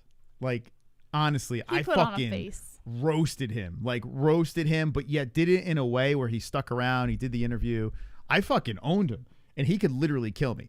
He's a massive human being. Hey, wait, you missed my gun one, Moss. Okay, your gun one. Here's another random. So Jessie would make appearances on Random Night because, honestly, she wasn't an MMA fan. This is the Is me and Craig Lee on the wall. People are making memes of us now. Is it? Oh, it is. This is. Oh, my Oh, brother. it's your brother. Here. Holy I shit. fucking love Is that him. Dylan? That's Hunter. Yeah, that's Dylan. Oh, it's Dylan? Yeah. He came on the show? Yeah, he just popped in. Well, he doesn't show his face now. Do you want to show He's him? live in the MMA Holes. he's been Now, on is the he show. back on military leave? Oh, yeah, he has. He is. Wait, 96? We got a 72 for the weekend. He's going to be here for 3 days. Oh, that is awesome. Craig, what do you think about this, man? So- a lot of military action in the house. Okay. What are we looking Well, for? he's That's There's my your dad. dad. Was he sauced up there or Yeah, what? he was definitely sauced up. Look at him. I Look at his love him. dad. Yeah. He's feeling good. Look at that. He's on the greatest show in the world. Yeah. Random Night. Yeah, that was a rough time. But listen, he's a good guy. He's a good guy, my dad. No, this was the same stream, Moss, that you were harping on me about Todd. You were getting on my ass about Todd. I don't fucking remember. You were. But about what though? Like Asking if we were like a thing and this and that, like really like taunting about. Well, wait, I remember I sent everyone over there and they fucking harassed him. There was a guy, Todd. Yeah. I don't know. Like I don't. There's like he's not even in the MMA community. You know what I'm saying? But he was a part of it for But a I short don't. time. What are we gonna give? The dude's already doing his own thing. Like I don't No, want he to. quit. He quit YouTube. He did? Yeah, he quit. He's done. Yeah, this guy He was quit doing his like channel. he was doing And it's weird because he was like fucking on fire, and then he just fucking abandoned his channel. because he was a grown man doing like Keemstar shit, but like jump cutted, talking about YouTubers and like a lot of kid conversations and his the witty. It was really cringe, and he was growing very quick, but I don't know. Like there's like a point where you got to stop. Like Keemstar still doing it is nuts. But he Yeah. doesn't do Drama Alert anymore, I don't think. I don't know. I think he stopped. Like it's fucking I don't know. And you see people in MMA YouTube too. You see these young guys that become, get a little older and like, I can't do this for the rest of my life. They're no mystical Moss. Yeah. I'm in here for the long haul. But a lot of these people are realizing that they're in the prime of their fucking lives and they're spending every waking moment on YouTube trying to make content and feeding the algorithm, and you're wasting everything. Like you're wasting your prime years. I started at 39, so it's like, I already did it. I've been there, done that. Moss didn't like Todd. I didn't like Todd. Well, he was a fucking douche. Like I don't know. Although I will give Moss credit. And he shit on me first. Like I didn't shit on him. I will give him he credit. shit on me first. Because Moss did pick out Todd's personality pretty quick. Well, And, because like, he shit on me for no reason. I didn't do anything. So Todd, like you said, was like this other YouTuber, and I became really good friends with him. Because Todd was trying to bang her. No, he wasn't. Oh, no. Todd was trying to bang her. He wasn't. We And, actually did become very good friends. like and everyone in my community was trying to do. Go ahead. And we were sharing, ideas back and forth on, because I was doing a very similar context of what he was doing in YouTube. This, we weren't doing live streams, we were doing uploads. And then like Moss is like, oh, be careful, this guy, he just kind of had an idea of Todd. And then I found out later, now he hadn't done this to me, but I had found out later that there were other females who Todd kind of lured in. And I found out these stories and I was like, oh, shit. And then Moss, it was like an I told you so moment. But Why is my head so big? You know why my head's big? I mean, my head is big. But you know why my head's bigger now is because our camera angle is like this. Back then it used to come straight at me. Now it's like this on an angle. So if I put it like more towards me, like it's kind of facing down, you can actually see the angle. You could see it in our, well, I don't have the chair. I green screen my chair out, but you can see it's kind of down. So if you have it straight on, my head looks more like Beetlejuice. So yeah, pick your poison, Beetlejuice head or whatever. Shinosi, why do you look like Fat Joe? Wonderful. Kainoto. Jesse, correct me if I'm wrong, but I remember a stream where that one corpulent guy was talking about oral sex and then tried to tell you how you should do it, and then your dad pops onto the stream. Oh my God. He heard him say it. Is that a false memory that I have? That's true. Your dad, so her dad a couple of times on, because our chat was violent, and they would say things about Jesse in the chat, like super fucked up. And my dad popped in? No, your dad came on and threatened the chat. I remember very clearly. I mean, it probably happened, but he I was don't pissed. recall. I don't recall that happening. I'm not saying it didn't happen, but I don't. I mean, recall. rightfully so. If my daughter was getting harassed, if people were telling my daughter that, you know, they were going to rape her, I think I'd get a little upset too. Yeah, I didn't tell my dad a lot though. I mean, unless he saw it on stream, he didn't really know much. Like I kept a lot of it away from my parents. Yeah, it was pretty nuts, man. Wait, why? I'm in the chat. Oh, it froze. So remember we used to have this issue? Remember when the chat used to freeze and you see a little blue dot in the bottom? Do you remember that? That happened a lot. There was like an OBS glitch. And I didn't see it because I was so fucking drunk during the streams. I was so, like, every time we would do a random night, it was like another bottle of fucking Random scotch. Random night. Thanks for wasting my last 8 years. FN jerks. Thank you, Michael. Thanks for the $20, Michael. That's very nice of you, Michael. Michael, so wait, so when did you, it's such a generic name. Michael, who were you back in the chat? Or did you, how long? And thank you so much for the $19.99, man. That really means a lot. Appreciate you. Who were you back in the day then? Or were you kind of lurking? Kevin Costa always seemed like a huge simp. Keegan, so Kevin Costa actually was, it sucks because like the one guy that was actually he was a simp, relatively Jess, come on. decent dude, everyone fucking shit on him because he was throwing money in No, our but he direction. was a simp. Like But he who really cares was. about that? Like, well, he made it very obvious, so it's not like he was hiding anything, and everyone just fucking I went know, after but that's the him. thing. He made it obvious that he was a simp, so it's just like it But was like, he easy. didn't care, so why did you guys? You know, Well, he didn't care. He would throw a lot of money around. Who and cares? No, I didn't care, but I'm saying I understand why the chat went after him. You wouldn't go all right, if you're in the chat and you're drinking or you have a little fun and you're feeling a little trolly. I don't know why it would bother you guys so much. That You was used to someone- be the biggest troll in our chat. I can go back to some live chats where you were The biggest troll I destroying people. was what's his face, who pretended he was Connor. She like a lot of times Fitzgerald, what's his name? she forgets. She came into the community as a troll. Like she came in. No, I didn't. And she was like I attack didn't come mode. in as a troll. I learned to become a troll. Yeah. Because that's the only way you could survive. Jesse at was the one of the time. more vicious trolls out of the whole chat. There was a time where Jess was literally the worst of the worst. No, I was not the yes, worst. she was. No, I wasn't. She would George come in. was the worst. She would come into the chat. Oh, you went after George. She would come in ultra counts, and she was like vicious. So George had a name called Filthy George, and on Twitter he was Filthy George, and his profile picture was a car. So I took his same exact profile picture, and I photoshopped the car to be pink, and I made a profile called Filthy Georgia, and then I would troll Filthy George. She was so fucked up and he to him. was livid. Yeah. He was livid, but I was getting such a kick out of it because finally, like, I got George back, you know? Yeah. I was Filthy Georgia for a while. Yeah, that's why. Yeah, it was fucking stupid. It was so immature. so The whole funny. fucking thing was so immature. It was so funny, though. One of my proudest moments. One of my proudest troll moments. Eventually, we spoke about MMA. Damn, I'm glad I don't know about all the debauchery that went on back then. You guys are gross. Had no idea you guys all slept with each other back then. Call yourselves the MMA-Holes.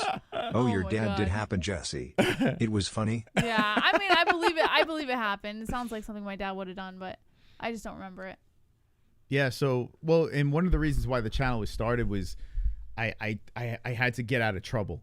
Like I was still technically married, and I was trying to like straighten my life out. And in the very beginning of the channel, I was trying to make it work, but it wasn't working. I was still riding the couch, and it was weird. and then it got progressively worse. And then when I was drinking heavy while we were doing the streams, that's when shit really fell apart because, like I was getting so fucking drunk. That's why you were drinking on the. Oh yeah. That's But, why you're well, getting... she would go out with our friend, like all of our friends, and I would be home doing fight buddies and getting drunk. Like I would even be hanging out with my friends. Oh wow. Yeah, I literally know sacrificed. Let me tell you something. In the beginning, I fucking sacrificed everything. But in my mind, I wanted to make this work, and also I did not trust myself at all. You thought if you went out, you would sleep with women? I thought if I went out, especially if the missus wasn't there, I would do wrong things. Yeah, and I was drinking and driving. I was so fucked in the beginning. Oh my god. Like so fucked. Moss. Yeah, it was bad. It was fucking Good bad. Lord.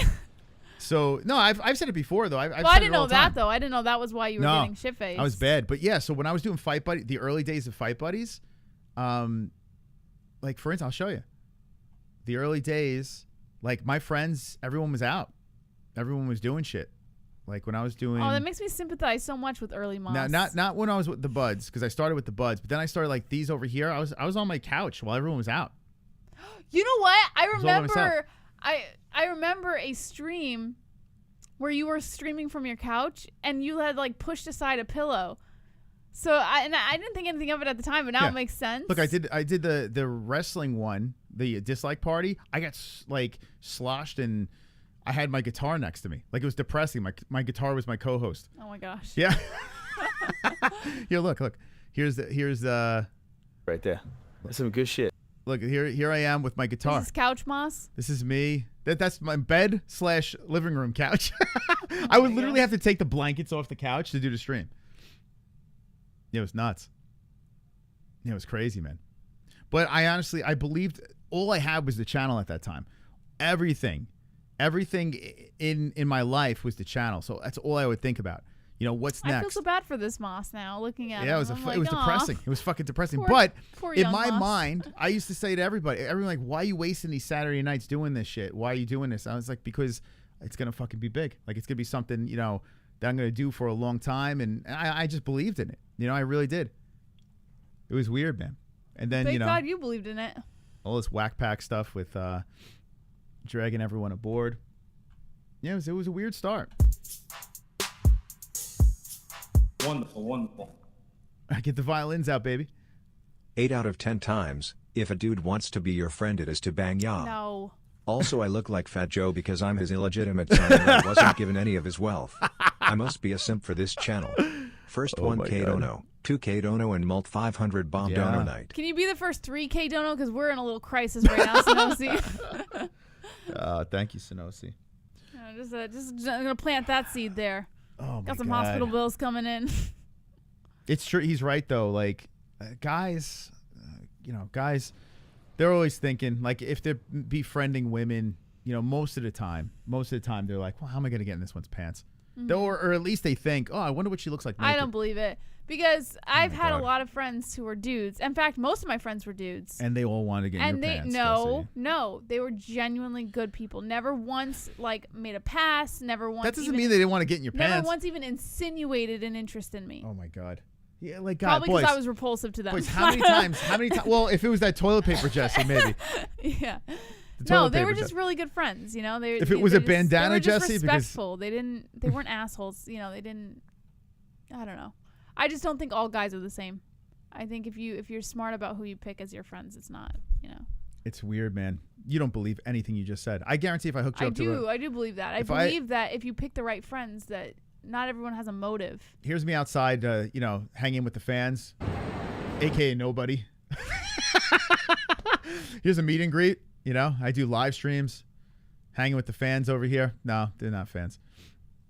Like it was weird when we started getting people to actually recognize us. That's when it got weird. When it got really fucking weird is when we were doing like Triton fights, and we were doing like commentary, and then people are asking us for pictures. Like that's when or CES, when we were covering CES. Yeah, That's when it got fucking weird. That we're like, wait, hold up, you know. More when we got into the Orange Studio is when it got like, it started feeling like, holy smokes, like this is turning things into really something. started to take off in the Orange Studio. And then, you know, we hit Arizona. It felt like, you know. Well, we never left. Everything kind of changed. We just stayed in. Well, COVID happened. We didn't go anywhere. That's the thing. If we, listen, I get back out there again and do all this crazy shit again, get ready. You guys want to know how good of a wife I am? I literally told Moss to go to Vegas on his own. And I'm going. That's how much I trust him. I'm going to bring Marlene. After knowing how horrible he was in Vegas in the past, I'm literally saying go to Vegas on your own. That's right. All right, boys. Who wants to get laid with me? Let's go. We're going to Vegas. Woohoo! Yeah! All right, don't push your luck, Moss. Okay. My first UFC fighter I ever had on the program was Justine Kish, and I was so nervous. So fucking nervous. This was the girl that shit in the octagon. Could you believe the first UFC fighter, a little MMA-Holes history, that's ever been on,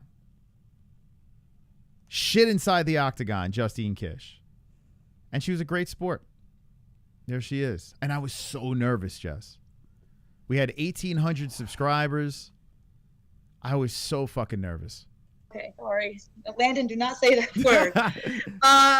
Took the crap out of me. And the thing is, like, I had no idea it was happening until, like, everything was over. Okay, I knew the fight was over. I knew she had won the decisions. But I was like, all right, well, she's not going to finish me. I knew she didn't have the confidence in that choke. And, I mean, she had it, though. I mean, like, seriously, like, she had it. But I just was like, you know what? She's really going to finish me. She didn't. Somehow I was able to feel her shoulders relax. And then I was just, I think it was her shoulders relaxing. So feel her shoulders relax. And then I found a little hole and I was able to escape it. And I just blame definitely not technique, because clearly I don't have any jiu-jitsu or wrestling technique. But I was still managed to get out of it. But I'm hearing a lot of sort of comments. But the most interesting one today, I do have to say, like, how do I, like, you know, like back in the good old days, like when they hung people, like the good old days.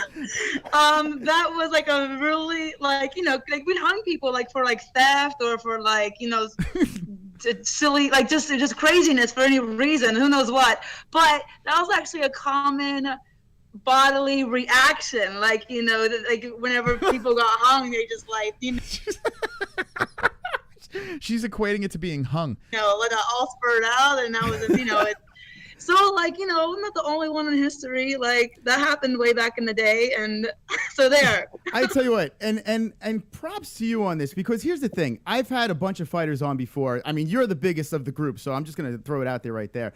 But oh, wow, like the biggest, heaviest, or what? Yes, I mean, the 115 pounds, it's very heavy. No, I'm like kidding. No, I mean, I know I'm a big 115 there, so I don't know what you're going at. No, I'm just saying, as status-wise, UFC-wise, I mean, I tell you what, okay. It's a big honor. Thank you. That's the first time I've heard that. Big honor to have you on the show. But see, the first UFC fighter on the show, so I'm kissing her ass because I know You were such a fucking brown noser. It was stupid. Well, because I was setting her up for some more poop questions, and I felt horrible that I was asking her this. No, you didn't feel horrible. I did. I felt terrible. No, you didn't. I did, because it's the first you ever. You were like, this is the juice. It's the first ever UFC fighter I had on, and I got the scoop. If I know you, I got the girl like, that shit I in the think cage. I know you, then I know that you did not feel horrible asking her those questions. I remember being so excited I got the girl that shit in the cage. I was like, she just shit in the cage, and I got her.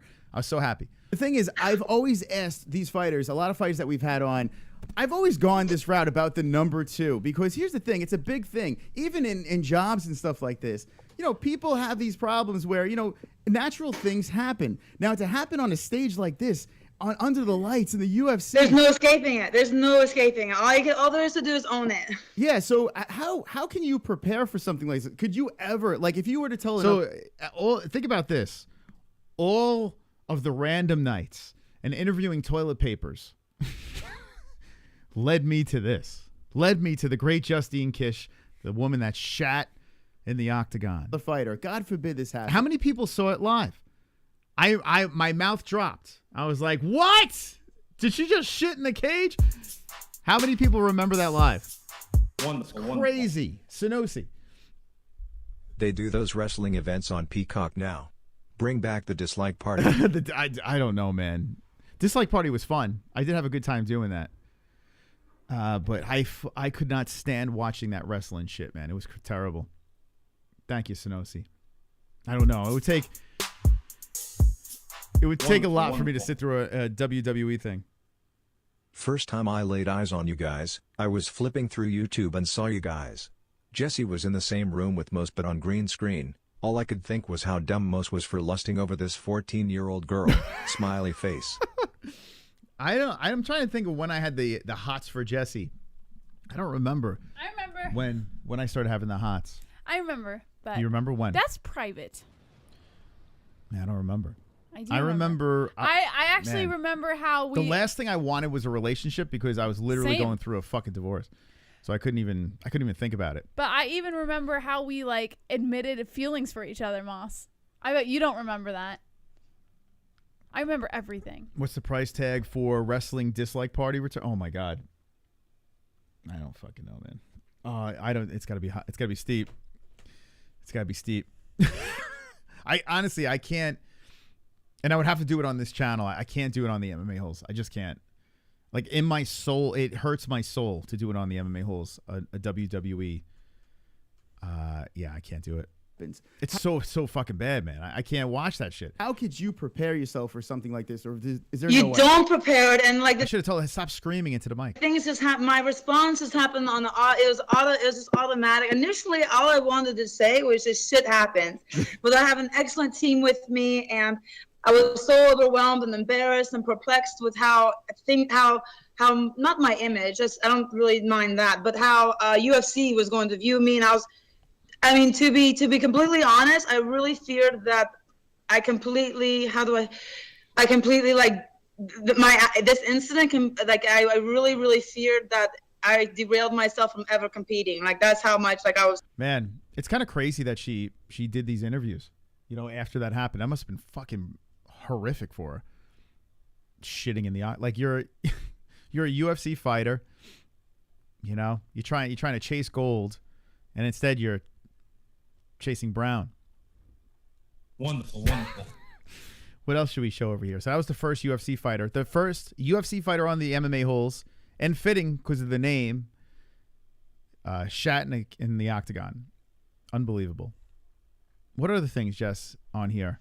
But you can see as we go along, the production gets a little bit better and a little bit. That was the same production where we had John Jones pop in.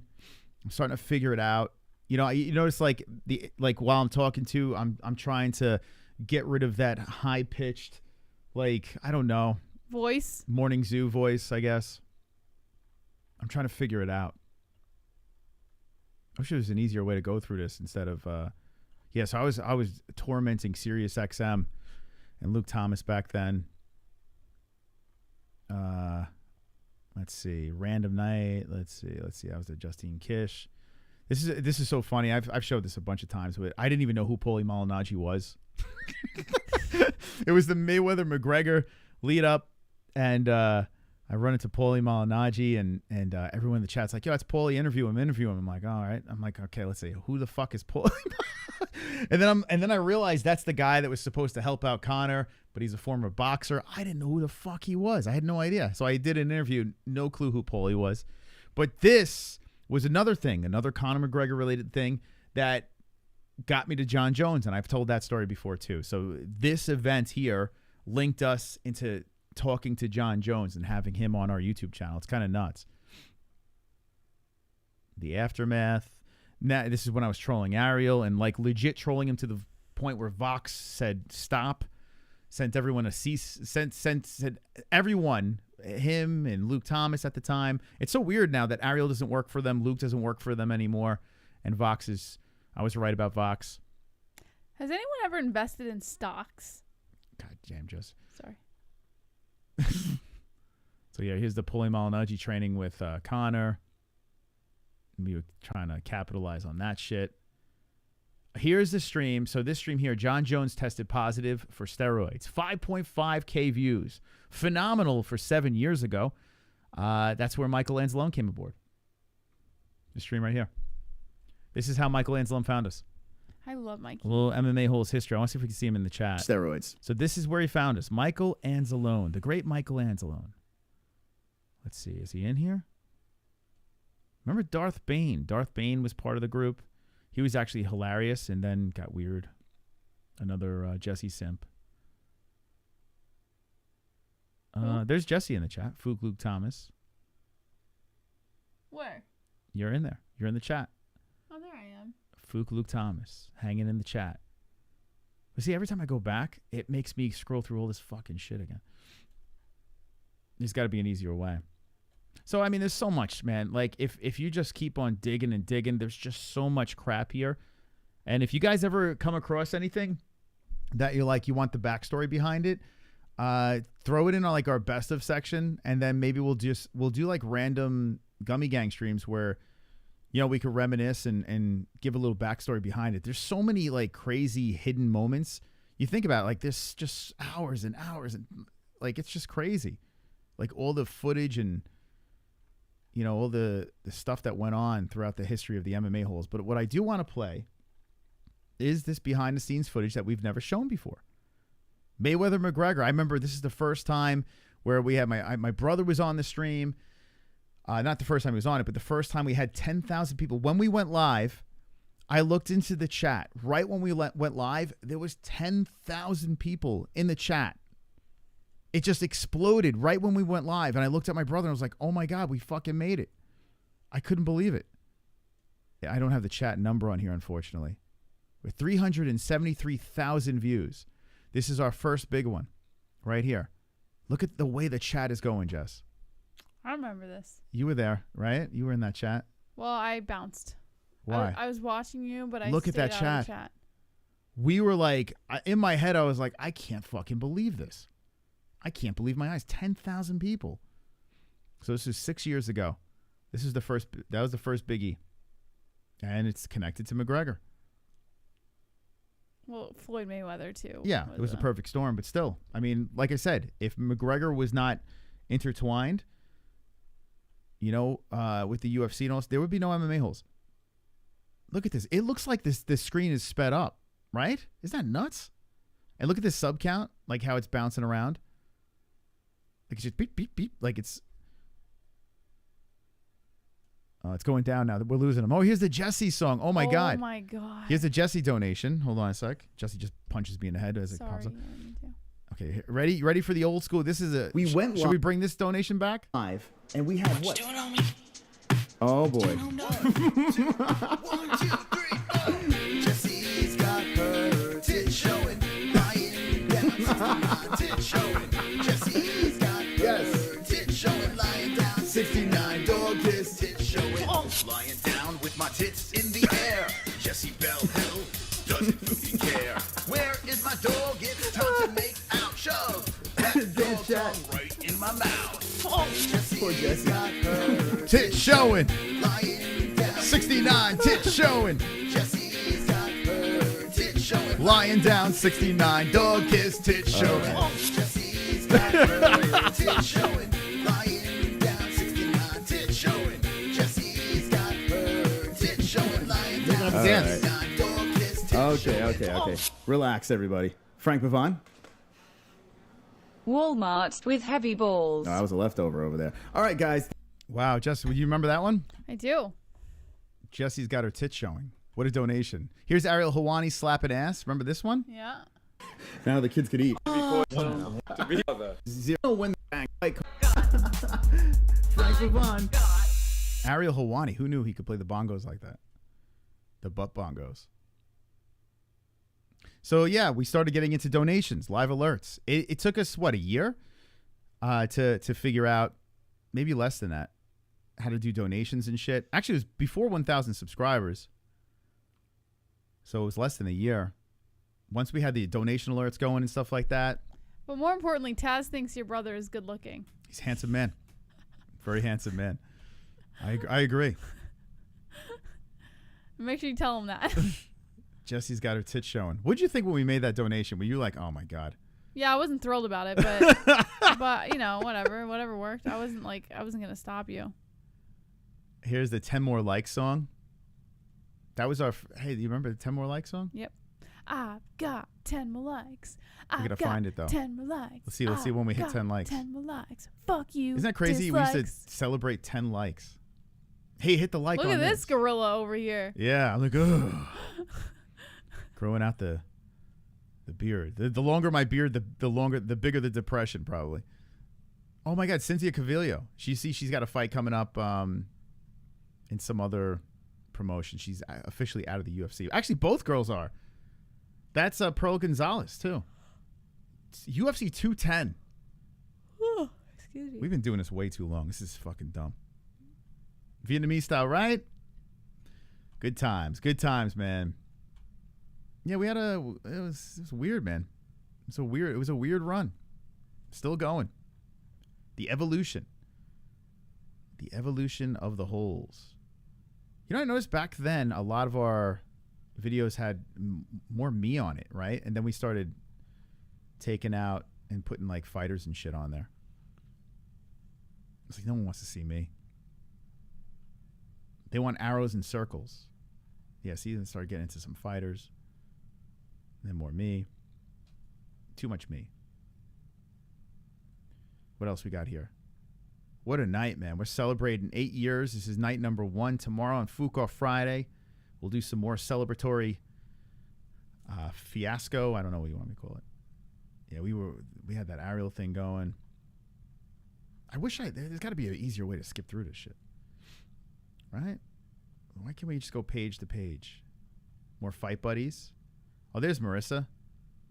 That's your girl. Yeah, there's Marissa. There's a yeah. God. She might be. Who shall not be named. Why don't you like Marissa though? Moss, you never even met her. Why? You barely even met her. Moss, we've had this conversation. But nothing happened. Oh, thank God. How about me and Ariel? Just me and Ariel, good friends.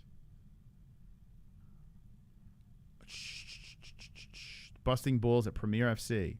Oh, there's the other one. That's the night, though. That's the night. Yeah, I know. That's the night. And my cousins are there. Of the night. Check this out. This guy over here is the guy that made MMAHoles.tv. Oh, God. Look at this stupid-ass picture. He made MMAHoles.tv. That's Dan. That's cousin Dan. His cousin Mike over there. And there's the Dana White. This is the night, FC. guys. That's the night. It's the night where it got a little frisky. You want me to show some of it? Or it was only a 4-minute stream. So annoying. Every time I watch that video, I'm like, I'm so fucking annoyed right now. Here's Jesse. Did Kelvin Gastelum cheat before UFC fight night?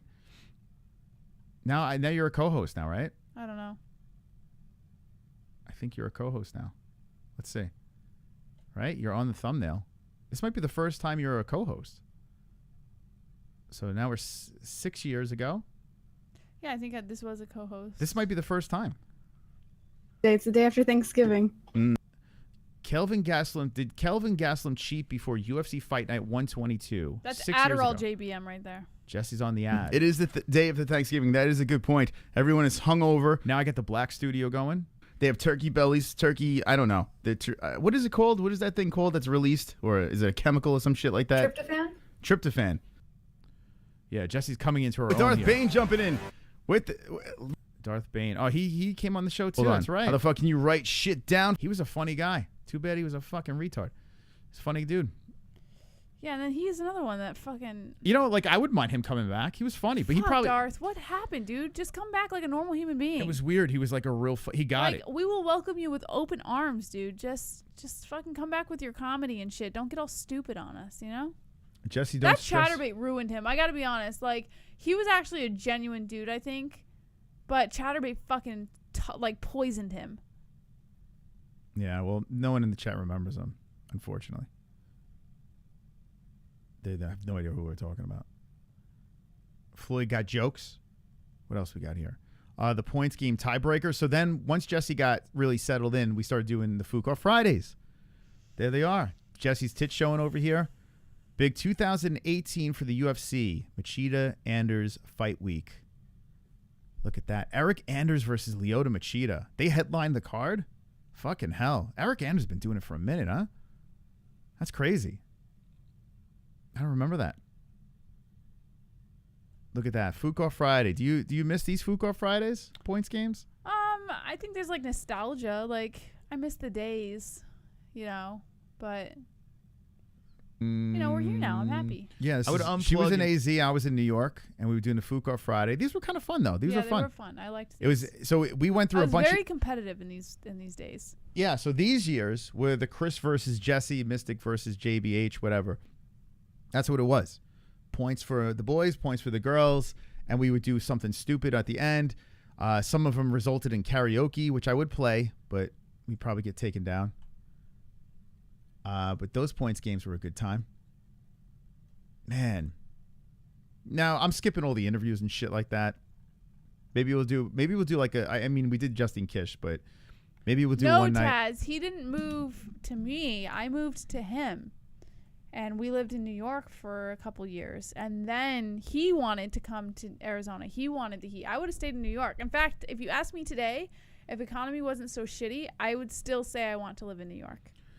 But, you know, the economy sucks. She has no idea. So that's that. But no, I moved for him. All my friends in New York are moving. All of them. It's crazy, man.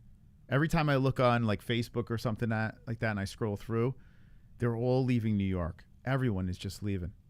So then we had the John Gotti stuff over here. A lot of John Gotti III, who's fighting this weekend. We got the privilege of interviewing him 3 times and then wound up being friends with his aunt, which is nuts, right? Who would have thought? And by the way, check out Angel Gotti's last stream. She sent me a dick pic. Guys. That was funny. No joke. During that stream, fantastic program. The last Angel Gotti stream, go subscribe to her channel. She does a great job over there.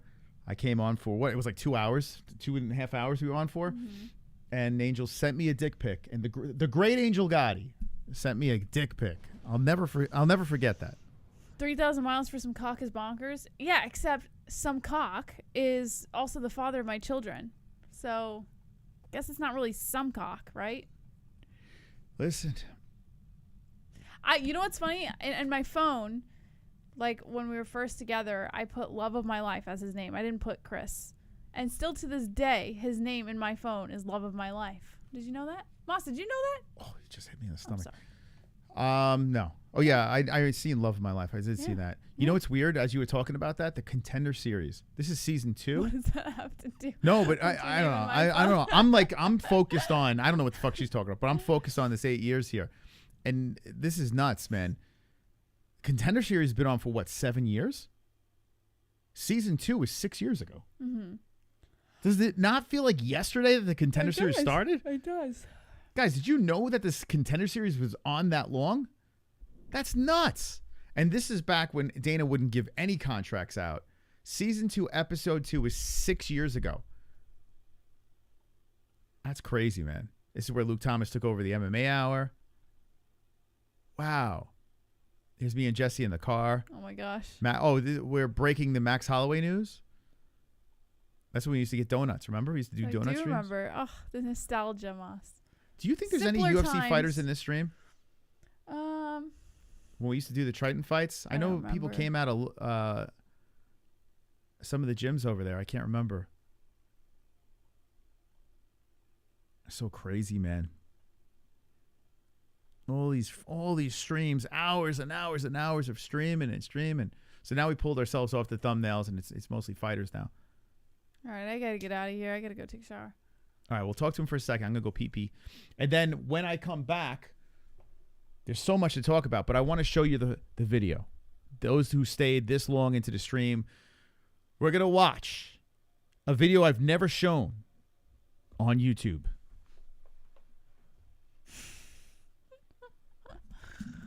Are you wearing sweatpants? There's no shorts. Oh my God, Moss is wearing sweatpants. That must mean that I haven't done his laundry. Actually, I did do his laundry. I have a secret to tell you guys. I did do his laundry. But this week has just been like super, it's been super crazy. So I did his laundry and it's still sitting in the washer, so I have to wash it again. You guys ever do that? Like where you do the laundry, but you forget to put it in the dryer. So it's been sitting in there for a minute and then you got to wash it again because like wet clothes sitting there, not ideal, So now I got to wash it again because it's been sitting in the washer for like a day and a half. But don't tell Moss. Do not tell Moss. So maybe after this I'll go start the laundry real quick. And then I'll throw it in the dryer. He'll have clean clothes by tomorrow morning. Crap. Oh well. I forget to put it in the dryer all the time. Yeah, I don't usually forget, but it's been a week. It's been one of those weeks where you're like, I'll get to it, and then you get to a million other things and you just never get to it. And I don't do that with the kids' clothes, and I don't do it with mine. But for some reason, Moss's, I'm just like, he'll be fine. He can, he's got plenty of clothes. he'll survive another day without clothes. And next thing you know, I gotta rewash him. You know. Anyway. Yeah, he's gonna show you his vasectomy video. Strawberry butt plug. Oh my god, Ann, that's like super nostalgia. Slacking on the slacks. Yeah, I know. I haven't done Moss's laundry when I see him wearing sweatpants because he never wears sweatpants. I'm old and I'm cold. I'm cold and I'm old. You guys ready for the never before seen video? We're gonna relive a moment that you've never lived before. A moment that's happened many years. Daniel Cormier versus Derek Lewis. Oh my God. Look, this is us car streams. You missed the car. Oh, we got new phones, so maybe we could do car streams again. With the kids screaming in the background. Fedor. Just looking through some old shit here. Mega Millions. We should do that, Moss. Like a donut run with the kids in the back seat. That would be so cute. Yeah, the kids screaming in the back. Oh, they'll be fine. You guys want to do that? If they know they're getting donuts, they'll be fine. What about the bedroom? Remember we have Pillow Talk? Yeah, bring that back. Talk. Yeah, let's do it. That brought on the Fart on Jesse donation. Let's do it. Why are we not doing these things, Moss? We could do. You don't have to tell me. We could do Pillow Talk right now instead of Gummy Gang. We should be doing Pillow Talk. You know what, Jesse? Kids are sleeping. Guys, stream it. Make sure you clip that because when I pitch it. Yeah, let's fucking do it. I would do Pillow Talk. I get to lay in bed. I'd be happier than pig in They shit. love Gummy Gang. It's the greatest second channel of all time.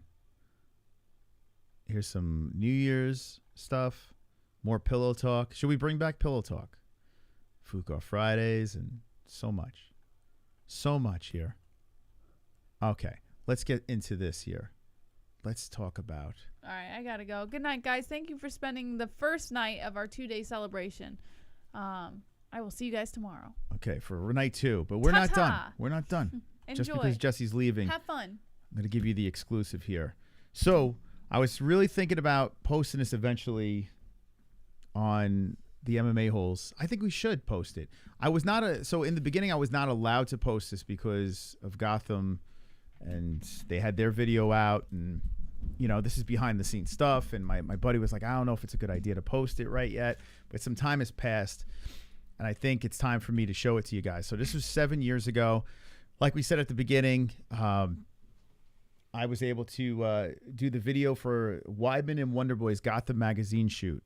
This is the behind the scenes, my footage, uncut, unedited, uncircumcised, the footage I captured for their photo shoot. A phenomenal experience for me. Let's go, baby. Let's do this. Unreleased, and we'll see, maybe, just maybe, I will release this on the main channel. But to those of you joining us on Gummy Gang, we're going to enjoy this. It's movie time with the MMA-Holes. What a production. So the channel barely even existed. Like I said, we had about 4 subscribers. But I was very stubborn. But look at this intro. Oh. Okay. Okay, here we go. It's like embedded. I'm doing all the camera work. Behind the scenes. We knew you were going to get the shot, though. We knew it. I think everybody calls it. We all knew it. I mean, he was in my situation before his fight. I mean, he was ranked number 4. Yeah. Some people thought he didn't deserve the fight, but they gave it to him anyway. Yep. It was kind of hypocritical. Did you go back and Wait, did I do embedded before embedded? Did I start embedded? like Ali Frazier clips or, you know? Just now, I've been watching those guys since I was this big.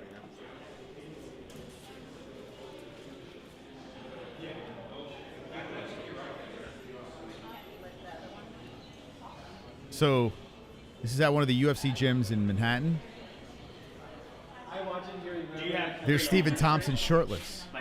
Yeah, I mean, it's all right. What you need me to do? No. Oh, yeah, for a warrior. Oh, yeah. It's all form. It's different. You know, I do grab a whole lot, but it's nothing compared to what they have. Nothing.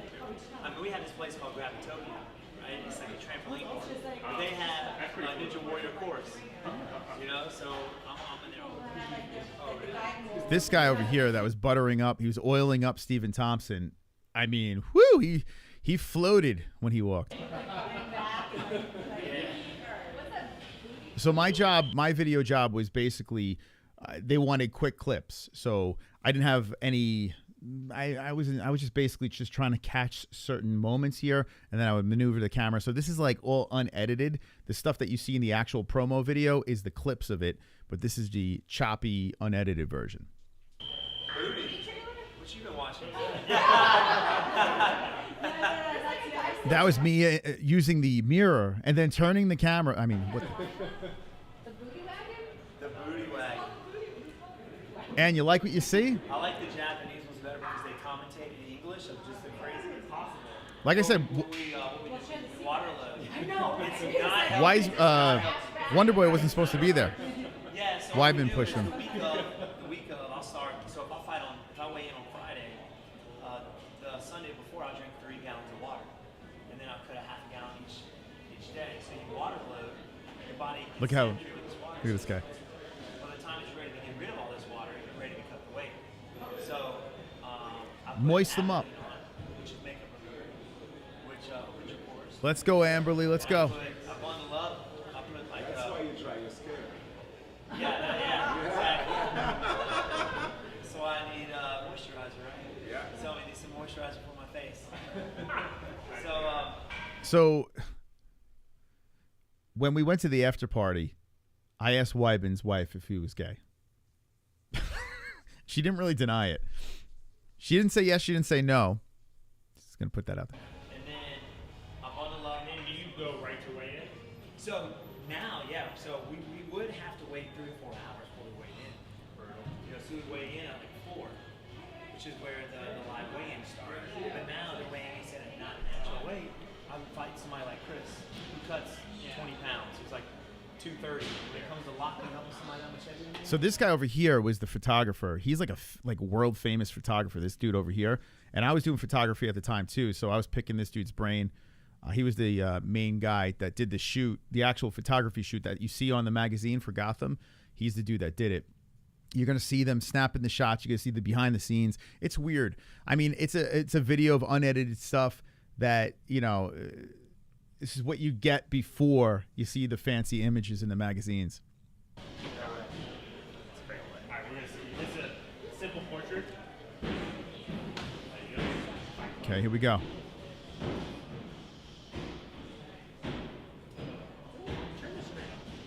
I was trying to make sure I got the reflection shots.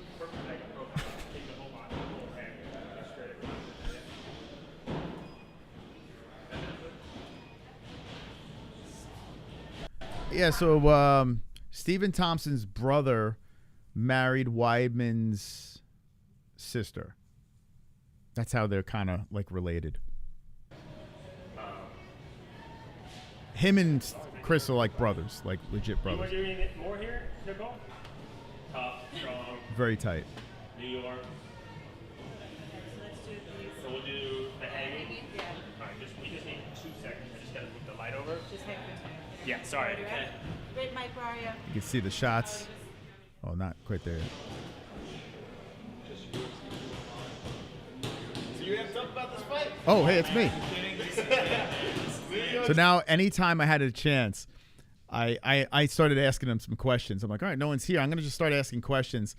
And hopefully I get some clips, you know, for the 3 YouTube subscribers. New York City for the title. This is a dream come true. Not only that, but I get to share the octagon with this guy, you know, Chris. Oh, dude. What an honor. Yeah, he's my brother. Who's going to be the bigger cheese, though? I talk about Chris, what's her name? Justine Kish being the first. I mean, technically, he's the first person I interviewed, but I don't know. I don't know if you can really call us in it. You guys are going to win regardless. Who's going to be the bigger cheese in town? Oh, man, dude. Thanks, man. I get the belt. But if it wasn't for Chris, for real, it would never have been legalized in New York. He was a huge part of that. What he did. Huge part of that.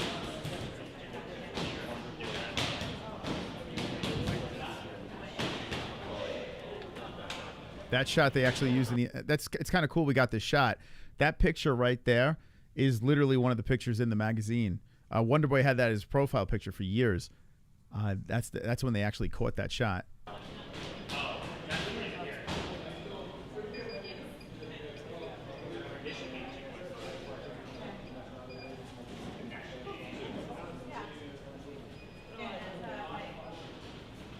Stage Northcutt. What do you think about that? So here's the weird photographer guy. Starts asking questions again. He's probably like, bro, like, stop asking me questions. Stage Northcutt. What do you think about that? Not Bringing him in. He doesn't fight You don't fight like you, thing right? like me. No, not. Let him think That's what he I'm does, saying. please. Let him think so. See? He doesn't fight a thing. He doesn't. I mean, he does a few kicks. His movements aren't even the same. He's more of a wrestler. If you watch any of his fights, he goes straight for the takedown. Sage does. But yeah, it's. You find it insulting. You know what? I smile. I'm glad that he's doing that. You know, I'm glad that he's bringing in Sage Northcutt. Who was he fighting again? Shit, I don't remember now. So whoever he was fighting brought in Sage Northcutt as a training partner. I can't fucking remember who that was. He's going to give him a completely different look. So when he steps out there, he's like, dang, this is not the same.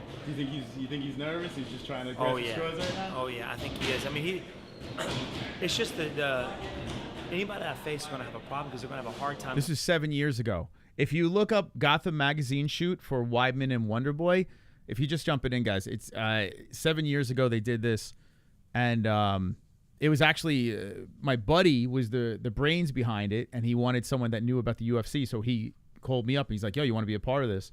And I was like, well, what can I do? And he's like, you want to do the video? I was like, all right. So I did the video for it.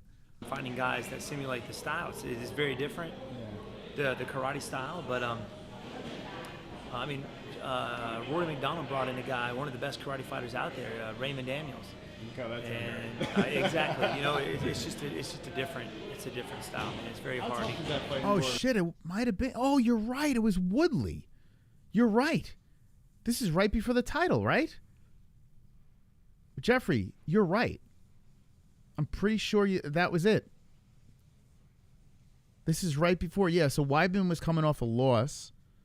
I think that when Yoel caved his fucking head in, I think it was. I can't fucking remember. Weidman comes up in a little bit. But,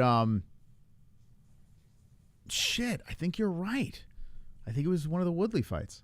That was tough, man. Well, in the beginning, I had a game plan to go out there and just try and really pressure him in the first round. So when was UFC 205? I can't fucking remember. What card was it? Now I kind of am curious. And see if I can finish him in the first, kind of like I did Johnny Hendricks. But as soon as I got out there, he lowered his stance, so I knew he was waiting for me to close that gap so he can look for the takedown. So I had to kind of back off a little bit, which is why the fight went all 5 rounds. I had to kind of lure I knew he was going to try and get me down, and he's one of the best MMA. Did I see Guru interviewing Darren Till? No, listen, this guy's still in the UFC. I interviewed this guy. I'm watching this. Darren Till's not even in the UFC. Fighters I've faced. You know, he's great. He's got great stand-up, great The hell? wrestling, Why would I watch that? Phenomenal jiu-jitsu. And I wasn't really sure where the fight, how he wanted to get me down. I knew he was going to try something crazy. So in the first round, I had to move around a lot, do a lot of feints to draw out that takedown. And once he went for it, I knew exactly what he was going to do. So I felt a little more comfortable as the fight went on. No, Roy McDonald. Johnny Hendricks was. We watched that. Oh, so this is really funny. So as I'm talking to him, so my buddy V-Neck, who was the one that worked for the company that was involved in this, was like a massive Wonderboy fan, to the point I was like, you would suck this dude's dick. Like that was so now he's talking to Wonderboy, and it was like he was like in heaven talking to a shirtless Wonderboy. Listen to him. As the fight went on. No, Roy McDonald. Johnny Hendricks was. We watched that Buffalo Wild Wings. He's like, we watched it at Buffalo Wild Wings, like Stephen Thompson gives a fuck. We literally we had a job. We do like some DJ on the side. Yeah. Jet out of there. Found the first Buffalo No Wild way. Wings. You know, dude? Heck yeah, man. By the way, he's starstruck like beyond belief right now. He's got it. I told you before. So I said. I call him out. He's starstruck beyond belief.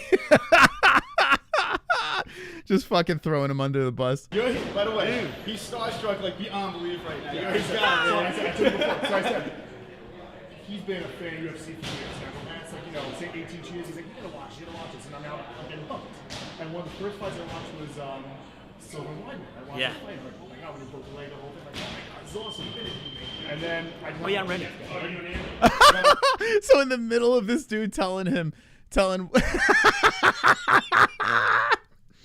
listen, we were laughing so fucking hard after this because I had the footage and I remember telling him, dude, it was just so fucking funny because he's like pouring his heart out to his fucking hero.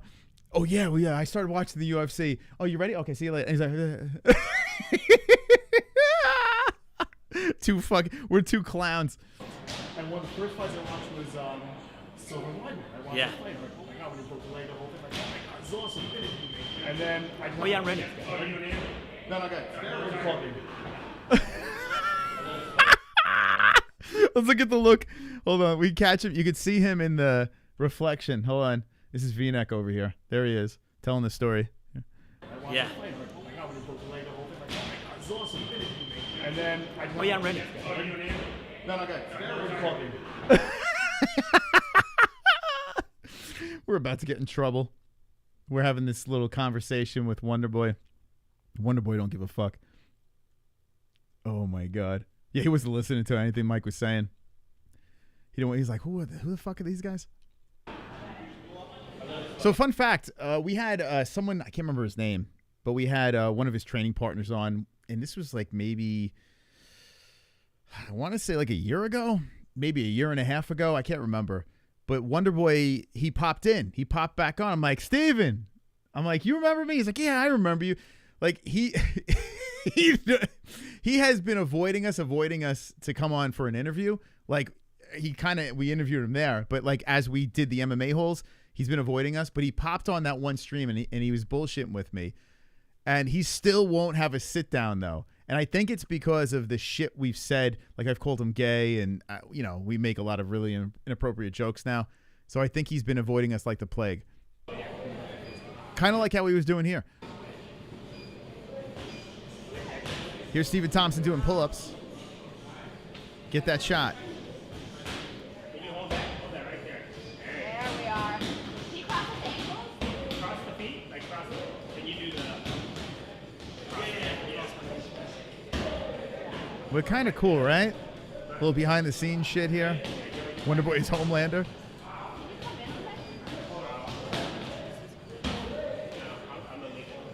I haven't seen this in about 6 years. This is kind of crazy to watch. Like I forgot about this. Pull those muscles out.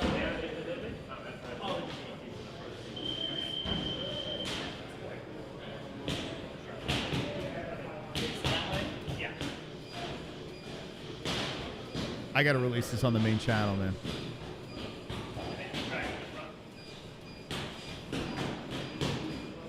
Seems like a good dude. See, so while this is going on, people are just training in the gym, just normal, everyday Joes. And could you imagine you show up at the UFC gym and they just so happen to be doing a photo shoot for Weidman and Wonderboy? And back then, Stephen Thompson was like, he was in a pretty good spot, with the whole title thing and everything like that. Whereas Weidman was kind of in a, he was in a little rough patch. But Thompson was, he was the guy that was like on the uprise. It didn't wind up working out for him. But at this time, 7 years ago? Oh, 7 years ago. Yeah, he was the guy. He was kind of the it guy. You were trying to, what's that? Oh, good night. You were trying to become a photographer, videographer for the UFC or always for your own channel. So Star, yeah, to anyone jumping in, I had a YouTube channel. I started it, but like I'm talking 4 people watched. It was nothing. Like it really wasn't. And the reason why I wanted to do this was the goal was at the after party when the magazine was when it dropped or right before it released. They were going to have all the magazines there, and I wanted to get a stack of them signed and then do giveaways to the 4 people that watched. So that was the goal. But when my buddy says, hey, you want to do video for this? I was already a photographer. Like I had my own business where I was doing photography. That was like my job. And I did the YouTube thing for fun on the side. So yeah, the goal, but in my mind, I didn't want to be a photographer anymore. I wanted to do YouTube. Like that's what I wanted to do. So like I was like kind of creeping, asking questions to get things, shout outs for the one viewer that was about to win a prize. I don't know. It was weird. But like I said in the beginning, this is my life. I've said, yeah, I can DJ. I wasn't a DJ. And all of a sudden I was getting gigs where I DJ'd Kevin Spacey's party. Fucking, he wasn't. I don't think he was Kevin Spacey that he is now. But anyway, SNL. Henrik Lundqvist, the former goalie of the Rangers, had a party. We would do boat parties and like all these fancy parties and shit like that. We got flown to Chicago and did a thing called a Shore Thing. I was DJing there, and I didn't know what the fuck I was doing. I was just like learning on the fly. That was like my life. Photography. I just picked up a camera and says, "Hey, I could do this." And the next thing you know, I became a photographer. So it's just like YouTube, same thing. You know, I just started doing it and said, "Let's go." But I was like, fuck it. Anywhere that I would go, anywhere I was invited to, if someone says, "Hey, you want to do cage interviews?" I said, yeah. I always said yes. Everything. Yes, I'll do it. Yes, I'll do it. I would just fucking go anywhere. Because I felt, hey, if I fall flat on my face, who cares? Just pick myself up and you just never know.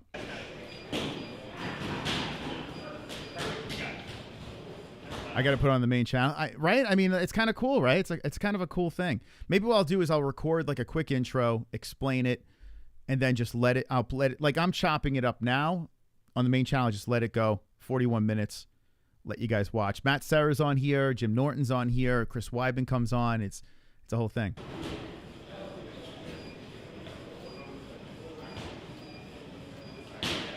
And if you want to jerk off to it, you can jerk off to it as well. You can finger blast yourself.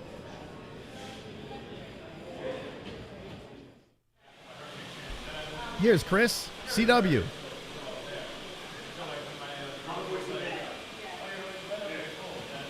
So there's my buddy V-Neck, schmoozing. They actually don't live very far apart.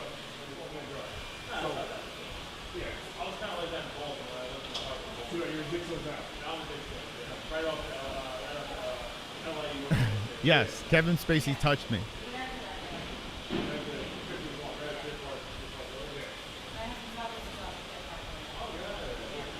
Hold up, you want to laugh? You guys want to laugh? Hold on a sec. Hold on a second.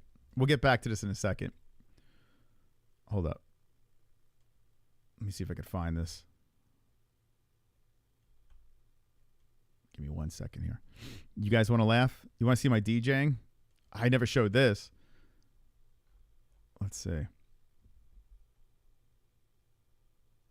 Okay, give me a second here, guys. I never showed this.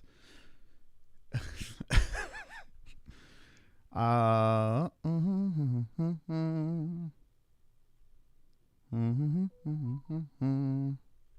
me a second. Okay. Oh, you're going to be blown away when you see this. You're going to be like, oh my God. Okay, ready for this? There you go. Okay. Oh, I can't show this real quick. Hold up. Okay. Where is it? Okay, ready? Okay. Okay, you want to laugh? All right, this is an exclusive to the people that stuck along late into the stream. Okay, we're going to get back to that Weidman. There's more shit. Weidman's about to do it. So this was my DJ company. Ready?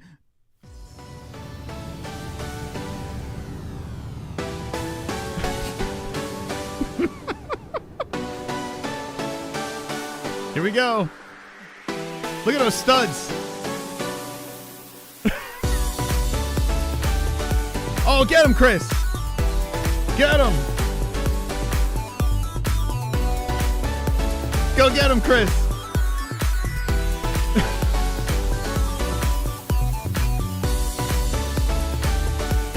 Yeah, on the ones and twos.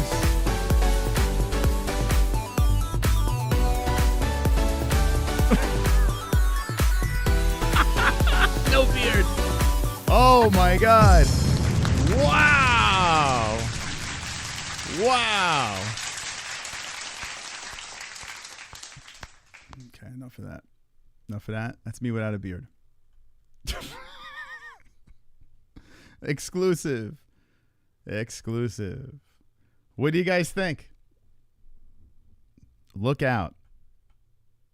They're here to make you dance and take your ladies. They're taking your girls home, those guys. All right, back to this. No beard. Yeah, that's the DJ days. And if you see everything that popped up on there, so all the Gotham magazine shit, like the SNL, fucking Yeah, it was nuts, man. I don't know how the fuck we got those gigs, man. My buddy had like the craziest hook, and they were nuts for hiring us. We didn't know what the hell we were doing. All right, back to the behind the scenes.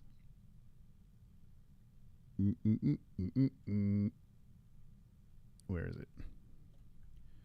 Dun dun dun dun dun dun. D-Rest Captain America suit. You really haven't changed much look-wise. That was, man, how many years ago was that? That was a while. That was beardless.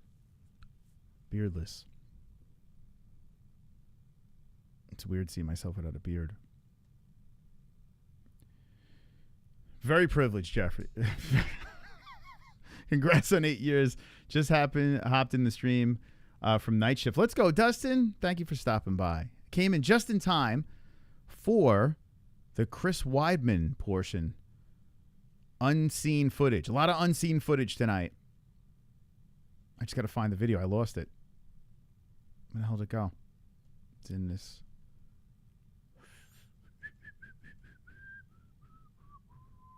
Okay, videos, filter,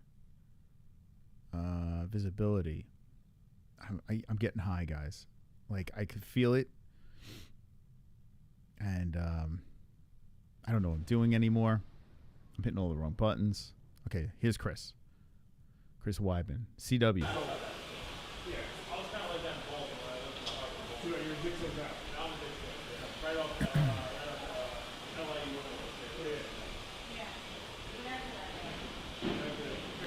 Beautiful Manhattan. Yeah, so V-neck. So this guy over here, it was like Entourage. He had all the fucking hooks. When we would go to Vegas, he had us at the stage tables. It was crazy what he got himself involved in, and we would just tag along for the ride. So this situation over here, he got me involved in all this. So V-neck was like, he was the player.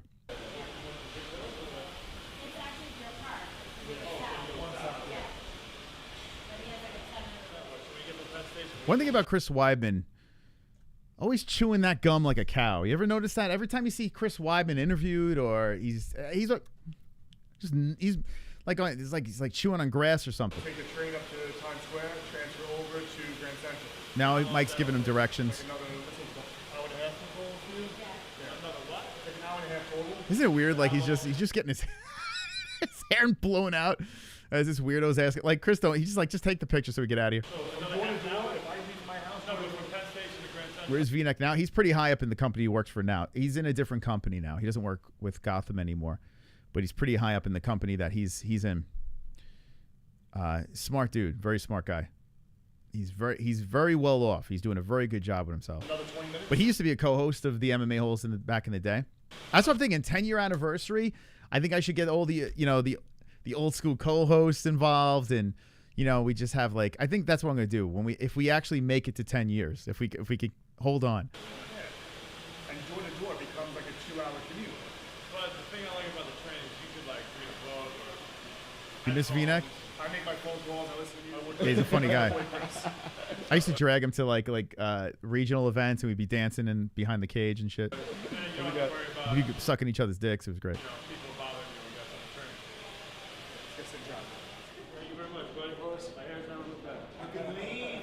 Wow, did you see? Oh, you see the gay guy check out his ass? yo, look at this. Yo, watch the eyes of Homo Waldo over here. Check this out. Check this. Watch him. Okay, watch. Take a look. Oh, looking lean, he says, or clean. I don't know what he fucking says, but what I do know is he checked out his ass. Yeah, look at that ass. All right.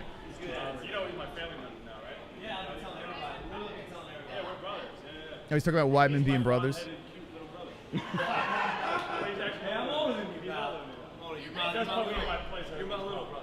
Oh, that's true. Yeah. Yo, that's crazy, right? Wonder Boy's older than Weidman. That's nuts. He's older than him. He has such a fucking baby face, Wonder Boy.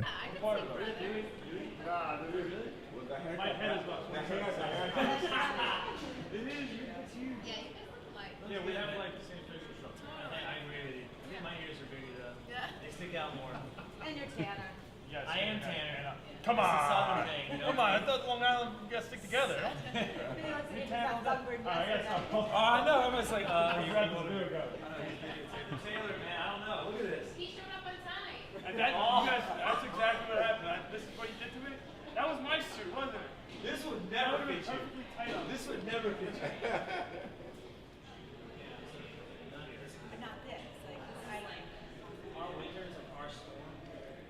Behind the scenes footage, guys. I jumped right on it when they asked me, so never been a part of anything like this. So it's gonna be pretty cool to see myself in a magazine. How do you think your fans are going to react? How do you think your competitors are going to react seeing you in a suit instead of? He's gonna look at me like, man, this dude looks sharp. That's what I think anybody that's gonna look at this magazine is gonna think. No, I'm kidding. It's gonna be fun, man. I don't know. Can you tell me? Insert name of competitor. I don't know what it is. Tyron Woodley. So can you No, say there you go. Tyron is going to see this and he's going to say this. Tyron Woodley. Tyron Woodley. So it was the title fight right before his title fight with Tyron. Man looks sharp. All right. Tyron Woodley. So it's 205. Yeah, UFC 205 was coming up. Right? Is that right? Hold on. Let's see. Hold on. Let me get this right.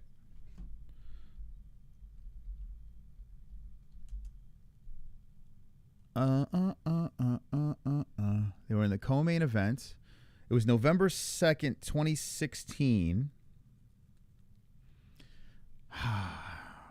Let's see. Wonder Boy.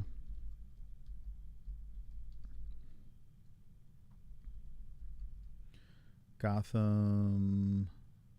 There's their photo shoot with Gotham. When was it? Getty Images, Gotham Magazine, Chris Weidman, Wonder Boy. So here's the event.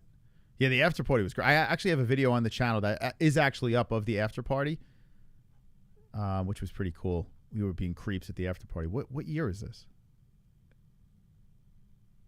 When was this? What's the date? Anyway, this is why you should be doing this while you're high. This and he's gonna think this guy looks sharp. Awesome. Sweet. Thank you very much. No worries. I'm fine. You're going to be standing around with these. Oh, with socks off or? No, they're just going to bring you up some shoes inside. Because my toes are. Oh, we are having shoes? Yeah. Yeah. Everyone wanted a piece of Conor. Even Wonder Boy talks about Conor. It's all just very cool, casual. There you go. Yeah. That's it. It was so awkward. So we're switching it up, which is my look. That's it. Maybe a little less of this, but yeah. But yeah. You can go down if you want. Okay. Yeah, kind of the beast on. You can throw out some jailhouse ones. Do you do the corkscrew? No. I can't do any of that. I wish I could. Yeah, I'm just like too big on it. Fix the suits. A lot of waiting around and, like, then snap, then waiting around, readjusting. Like, it's fucking crazy, man. Being a photographer is wild, man. It was kind of cool, though, getting it, because I did photography, but I did family photography, right? That's all I did. So being here, being able to do the video for this and watching, like, a professional photographer that, at the highest level get to work and all the people helping them and stuff like that, it was really cool to watch. Really neat. Watching how uncomfortable the models were. No,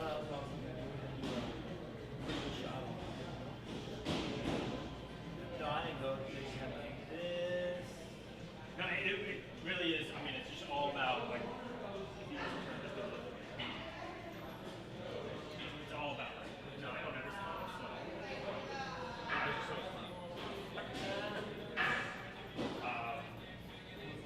yeah, let's do the shoes just in case I pull back and this. What you watch? Barefoot in a suit. 1.5 speed. That'd be so awkward. Yeah, everyone's trying to get that Conor payday for sure. This guy's he made bank on this. To shoot the cover of Gotham, yeah, that's big money.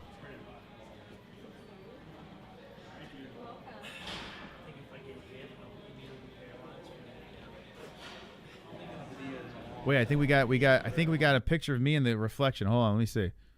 Oh, we got a little bit mystical in the reflection. I see it behind the bag, behind the camera. A little mystical there.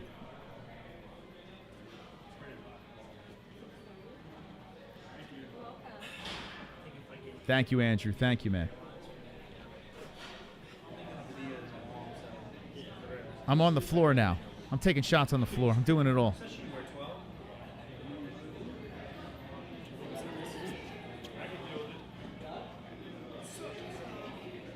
It was cool having access to this, though. Why wasn't Tyrone on the Gotham like Axon? I'm having the conversation. What the? No, Weidman was asked because he's a Long Island guy. They wanted a New York, Long Island guy. Because you're doing something weird with your mouth. And he's handsome. He's a handsome man. Every angle, Yoda. I got all the angles. Over the shoulders. Look at this shot. Over the shoulders. The far away, distant shot. This is the, I call this the sniper shot.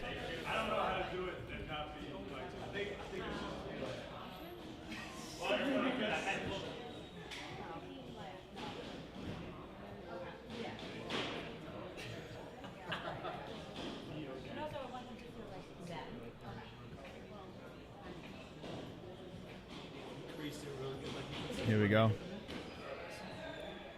Very nice, boys. You're looking good. Looking good. Yeah, they look like babies out there, right? Go to live events again. I will. I gotta wait for the kids to get a little bit older. But I would. I will.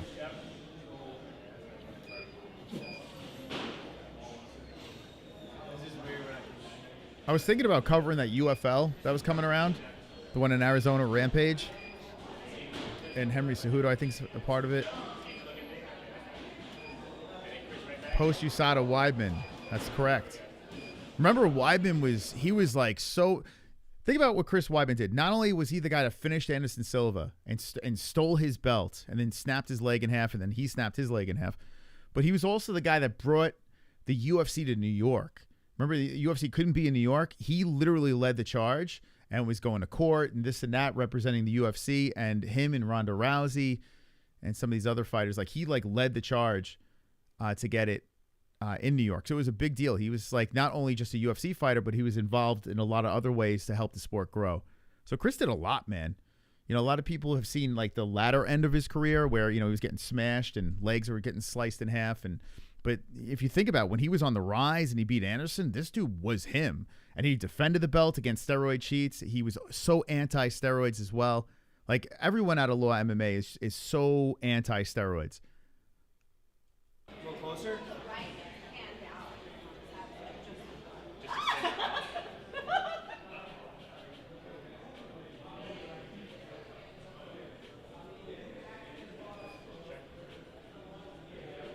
That shot's on the cover, on one of the pictures in the magazine. No, good call. Oh my God, yeah. Why the first one at Weidman Silva was nuts. Here's Gay Beetlejuice again. Let me get some makeup on you. Yeah, he ran into some monsters for sure.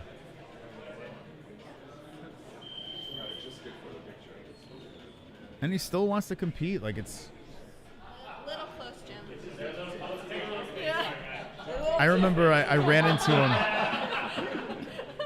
UFC 217. Now, it was after 217 was done. I was drunk and roaming the streets. There's actually a picture of me and him in the streets of Manhattan. I was like, bro, when you coming on the show? He's like, I did your show. I'm like, this wasn't YouTube. He's like, I did your show, man. He's like, all right, I'll come back. He never came back on this path. And you know what? I don't want you on now, okay? I don't need you anymore. Yeah, I think we got it. It's better. They got the shot. So we'll switch it. Oh yeah, he's back. But I like the back off center. Like, Is there anything? What is that? it's just the Wardrobe malfunction. suit skirt. Oh, does it pull up? Nah. You know what's funny? They said wardrobe malfunction and stuff like that. Photoshop was a thing back then, but there was no AI. Like now, like no matter what blunder you have in a picture, AI will fix it in 2 seconds. Wyman's a mensch of a guy. He actually is a very nice guy in real life. Right, do it. These guys were wasted at the. Legit, man. So after the next shot, did you want to get some video? Yeah, Yeah, definitely. the money shot. The jacket pulls it off, man. What do you think of the dance moves?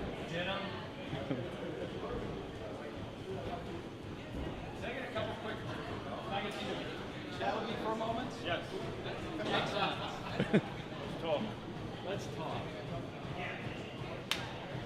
So first, tell me how is it to be a model compared to an athlete? You know, I used to think being an athlete was really hard. I kind of would feel bad for myself at times. But then I became a model. And I realized what real hard work is. Determination, dedication, discipline. It takes all these 3 things to become a great model. And these are the things I decided to become great at. So, I'm a model now. It's tough. And what do you have to say to your competitors in the fighting world who are not models? If you're in the fight world... Can you say a name? Yeah. Yo Romero, fighting you coming up, and you got a big disadvantage. Oh shit! Oh my god! So this is before the Romero one. Now I fucking it's all coming together now. It's all coming together. This is right before his Yoel Romero fight. Oh my god! All right, hold on. Oh my god. Oh my god. Oh my god. One of the most vicious knockouts of all time. Oh my god. That's crazy to think about right now. So, all right. So he just lost his belt to Luke Rockhold. And in that fight, okay, I got it.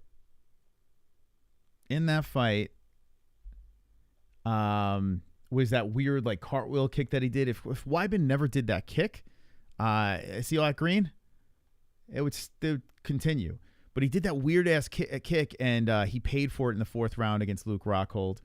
And then his next fight was Yoel Romero, where the 3rd round comes, the knee flies, drills into his fucking head, and changed the trajectory of his fucking career. The Gegard weird finish, that knee, and the bizarre controversy. Kelvin Gastelum losing. I was actually at that event in Long Island, and I think Kelvin, honestly, I think he gave him that win. I think he literally let him choke him. Like, it literally looked like Kelvin. If you go back and watch that fight, you'll be like, holy shit, Kelvin literally, he threw the fight. Then the Jacare fight, he loses that, gets his head knocked off against Dominic Reyes. Wrestle fucks Omari. Then here we go. You got the broken leg against Uriah. He comes back off the injury against Tavares, loses, and finally wins against Bruno Silva. But think about it. The fight against Yoel Romero, even though he made the mistake. Actually, you know what? If he didn't make that mistake in this Luke Rockhold fight, everything could have been different. But Yoel Romero was like the nail in the coffin and just spiraled him out of control. Wow. Okay, sorry. That's nuts. That's crazy, man. I do remember that because now I remember after this video was released, well, not this video, but the promo video and the pictures, we were all laughing like, holy shit. We cursed him. So he's got a fight against Yoel Romero. Sorry, I went down this rabbit hole, but here you go. Yoel Romero, fighting you coming up, and you got a big disadvantage. You remember that, James? Remember that? So Kelvin Gastelum was actually doing pretty solid in that fight. And then all of a sudden, Wyman gets his back and submits him. And it's like, the way it went down, it was so bizarre. Like, that was like Kelvin versus Izzy Kelvin, like a whole different fighter. And it literally looked like he said, okay, I better not win this fight. You know, we're on Long Island. It just felt like a complete setup. And I think, was that's my boy? I think that was that's still my boy. Was that it? If anyone can confirm that, let me know. It's not because you're wrestling, you're jiu-jitsu, you're striking, but it's because you're not a model like me. Once you go into the model world, you change your life forever. You become a better athlete. So you're screwed. And how was it being on the photo shoot with Steve? Yeah. So being on the photo shoot with Steven, Wonderboy Thompson is great a lot of fun. He's my brother-in-law. My sister married his brother, so we're both family friends. I mean, we're family. So to be able to do something like this with him, you couldn't ask for a better guy to do it with. So it's a lot of fun. I have a question. You've been on top of the world as the champ. Yep. So I'm gonna give a backstory to my question. I'll let it ask, but here we go. I have a question. You've been on top of the world as the champ. Yep. What's bigger, being the UFC champ or being on the Oyster Bay jewelry commercial? Ooh. Oyster Bay jewelry commercial for me.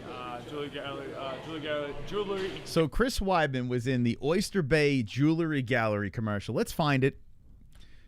Okay, I don't know. Now, if you were in New York, you've seen this commercial. If you weren't in New York, you would have no idea what the fuck we're talking about here. It is the corniest, most cheesiest, most ridiculous commercial. Here we go. Oyster Bay. Oh, come on. Please be on YouTube. Jewelry. Chris. Come on. Come on. Let's go. Let's go. Be on here. Chris Weidman snaps leg. Oh, it's probably not here. It's like a one of those shitty. Oh wait, I spelled oyster wrong. Huh? One of those shitty like local. Let's see. So let's see if I can find it. Oh come on, man! I know it's on YouTube somewhere. Oyster Bay Jewelry. Hold on, I gotta find this thing. I was already asking dumb questions even before I did. Yeah, it was Ally Quinta and Chris Weidman. A video is unavailable. Hold up. Am I going to get like copyright? Oh, fuck. Tell me this is copyright. Is that why? Oh, my God. It's fucking... Well, if you could find it for yourself. Oh, here it is. Here's a picture from it. Oh, man. Yeah, it is. Shit. Yeah, it looks like. Fuck. Yeah, the video. They took it down. Damn it. Well, anyway, you're not going to know the relevance of this corny question. Gallery of Oyster Bay was probably the biggest feat I've ever had. It plays during all the Mets and Yankees games. It's on ESPN. It's on MSG. It's on every single channel you could think of. It's really what brought me from the bottom to the top. And I'd just like to thank the Oyster Bay Jewelry Gallery of Oyster Bay for everything that they've ever done for me, because it's really changed my life forever. It's changed my life forever. It's such a bad commercial. He gets on his knees and he proposes to his wife and he's like, "Will you marry me?" Like it's just like it looks like the beginning of a porno. The acting's so fucking bad. Awesome. I saw the commercial for the first time today. That commercial. I used to watch the Ranger games. I'm like, this is the best commercial Bro, it's the most awkward commercial ever. I never, when I shot that commercial, I literally thought that thing was gonna be like on a YouTube channel or something. I didn't think that thing was going anywhere. It was like a 1, 2, 3 shoot. Got out of there, and then next thing you know, it plays more than anything I've ever done. That is the best. And now it's gone. It's like he might have got it erased because he's humiliated by it. Oh, it's so funny. But like you hear Weidman talk, he's a legit dude, man. He's just a fucking cool, like everyday dude. Keep on bringing it up. Oh yeah, some people know me for that. You beat Anderson Silva, and they talk about the oyster. They want to talk about Oyster Bay and their jewelry, you know. And, that is the they have best. Great jewelry, I have to say. Great jewelry, Great. Rolexes and everything. Fantastic. It's a pleasure to do that. Let me ask you one more question. So now this whole Michael Bisping thing, okay? Does this whole Dan Henderson with Michael Bisping, did he deserve that fight, or do you should be the one that had that fight, correct? Well, it was my title fight. I had a rematch with Luke Rockhold. I got injured before the fight 2 weeks before. Bisping stepped up, got the shot, and then they didn't give me the shot back at the title. It's in the past, so it is what it is, but the fact that he got to fight a 46-year-old guy who was... Isn't that crazy? Isn't that crazy? That's right. So, hold up. I'll forget it. So Rockhold wound up fighting Bisping, and that was supposed to be Weidman. That's supposed to be a rematch. That's nuts. 4 and 6 in his life. And he made one mistake, Chris, and you couldn't give him the rematch. It's kind of crazy, but all that being said, Dan Henderson was amazing in that fight. Did Oh, a not great job. Henderson. Excuse me. Fucking hell. 46-year-old guy put down the champion, I don't know, 2 or 3 times, and really I thought won the fight. So, Bisping, I don't know what to say about it. So, you're on over there. Thank you. Bisping, I don't know what to say about him. A little, ooh, salty. I'm high, guys. Leave me alone. I'm all over the place. I am not black, yet I breakdance and sing like 7 Wonder. Good to know. That is great to know. Thank you for sharing that. Here they are on the ground. Look right here. But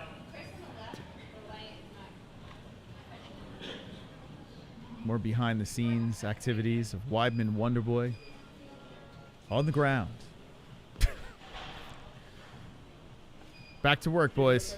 I mean, Chris, if you look below. Chris, if you drop, let me see if you drop the front leg. Yeah, Bisping did duck. Turn a little more that way. So true. Nah, it's better. It looks like they're going to make out, right?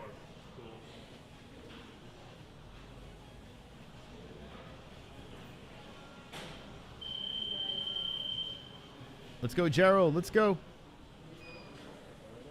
And then both profiles looking away now. It's like really strong. Even more. Even looks more right there. That's right. All right, let's see what else we got here. I don't want to skip anything. Oh, here's Chris with his shirt off. He's getting oiled down. Here we go, good boys. His shirt's off. Get ready.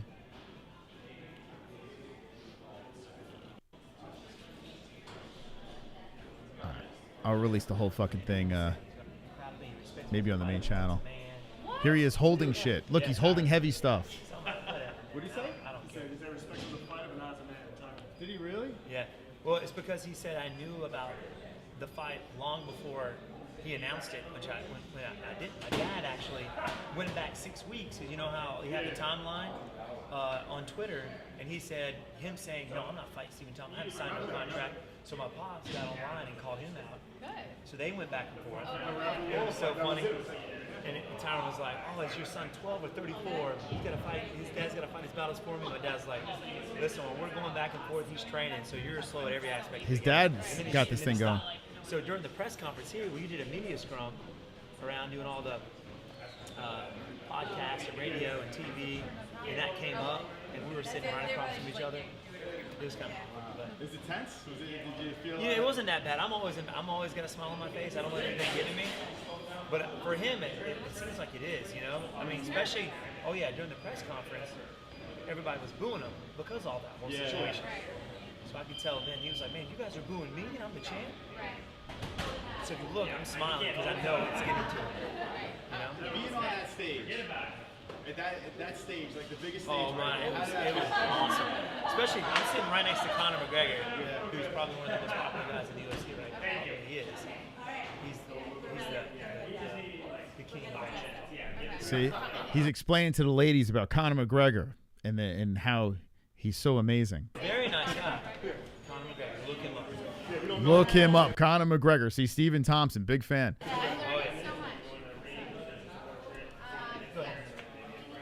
Thank you, Western Mass. When Conor McGregor came out and faced you, would you take that fight? Would Conor McGregor, you know what? As champion, yeah, man, I'll take on all coming opponents, and that's what I think champion should be. You know, whoever's up for the challenge should get it. So. Do you think it'd be a mistake for Conor McGregor? Oh yeah, for him to go up to 170, I do believe it would be a mistake. I think, you know, he fought Nate Diaz, but they were both natural 155ers. You know what I mean? He lost to him at 170, so I knew he wanted to fight him again at 170 and win at 170. But I think he's just too small for the division. Do you think he won that last fight, the second fight? You know what? It was very close, very close. But I do think he outpointed him. He definitely outpointed him. There were some back and forth situations. You know, there were some rounds that I thought Nate won, but I think Conor McGregor won the majority of those rounds. Question about your name, Wonderboy. Where did that come from? Man, it's crazy. Actually, I had my first kickboxing fight when I was 15 years old. I looked like I was 12 at the time. Just 145 pounds soaking wet. And I fought a guy who was 25 years old, and he was 20-0. So my dad kind of threw me to the dogs on that one. So you were 15? I was 15. It's weird, man. It's so weird. This is, I guess, I don't know, man. These are my first interviews. So even before I interviewed, now I totally forgot about this shit. So I interviewed like professional fighters, but before them, Weidman and Wonderboy were, I guess, technically my first interviews. I just never really released it. Yep. And yeah, we I lied practiced on Wonder Boy and Wyben. about my age, actually. It was supposed to be, you have to be 16. And they didn't have a teens division at the time. So, you know, you fought at your weight class. And it was Thank you, Western Mass, man. Appreciate it. kind of a way for my dad to show me how good I really was. Will Conor ever fight again? Of course. How dare you even ask that, Yoda Twink? Of course. Because, you know, I grew up getting the crap beat out of me by my sister who fought kickboxing. Oh, my goodness. She was He got beat up by his unbelievable. sis. So I'm like, man, you know, I got this girl beating me up every day. But, so I really didn't feel like, you know, I was any good. So it was kind of his way to show me, hey, you're better than what you think you are. So I ended up just beating the brakes off the guy. And then after the fight, the announcer went up to my opponent and said, hey, man, how'd you feel fighting this young kid? He's like, man, I wonder why I stepped in the cage with this boy. And then the announcer called me Wonder Boy. We had a lot of fans, a lot of friends, family, students there, and they've been calling me that ever since. So there, people don't call me Steven, they call me Wonder Boy. My dad calls me WB, so it's funny, man. That's awesome. It's a great name. It's a memorable name. Okay. Someone's giving me orders, I think.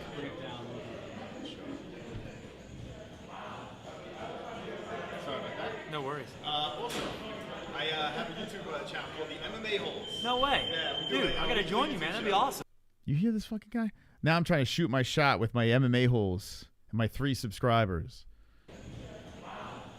Ready? Sorry about that. No worries. Also, I have a YouTube channel called the MMA-Holes. No way. Yeah, we do Dude, it. I gotta join you, man. That'd be awesome. Yeah, dude, let's set this up, man. That would be cool. One thing, there's a guy who's one of our fans on the show. His name is Dan the Man, and his birthday Dan is the tomorrow. Man. Birthday Wish you a shout happy out. birthday.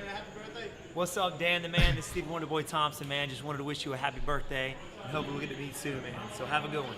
You're the best. No worries, man. Thank you so much, Steve. I No appreciate problem, it. My name's guys. Chris. This is Mike. Chris and Mike. You're hanging out with. We're super MMA fan. Like, I'm like beyond like super fan, like nutty. And this is like a dream to Well, man, to be honest, I wouldn't be where I am if it wasn't for Chris, man. He's especially with my takedown defense. He's such a strong wrestler and big, strong It's just I'm just happy to be there, guys. Big fan. guy. So anybody in the 170 division seems. They didn't, Yeah, where's Dan the Man these days? I mean, we had no one watching. We got him a shout out. Where's Dan the Man? Where'd that guy go? last February. Yeah. Yep. And the fashion that I beat him, and then I beat the number 1 contender, probably one of the best guys in the division, Rory McDonald, beating him. Yeah, so they had to give it to me. Yeah. Yeah, there's a lot of, but thanks to you know, guys like you, getting out there on social media and really fighting for me really helped, man. We fought for him. We're Team Wonder Boy, so I do appreciate it. You're gonna do it. Thanks, We got guys. a lot of faith in you. First round, I guarantee it. Oh. Lock it up. There you go. I love it. Well, that prediction was wrong. Yeah, we're going over there to work later. Thank you. Okay. We're creeping up on the Matt Serra thingamajig.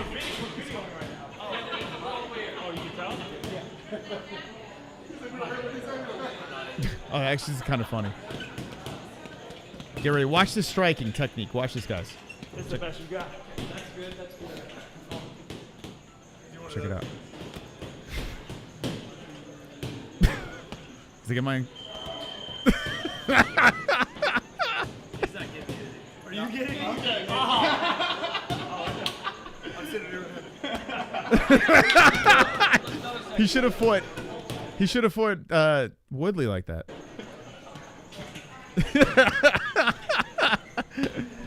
Oh shit! I'm on camera. You good? Couple more. There you go. Get the shot. Get the shot, boys. Perfect. And you got people in the background training. All right, let's see what else we got here. Mission.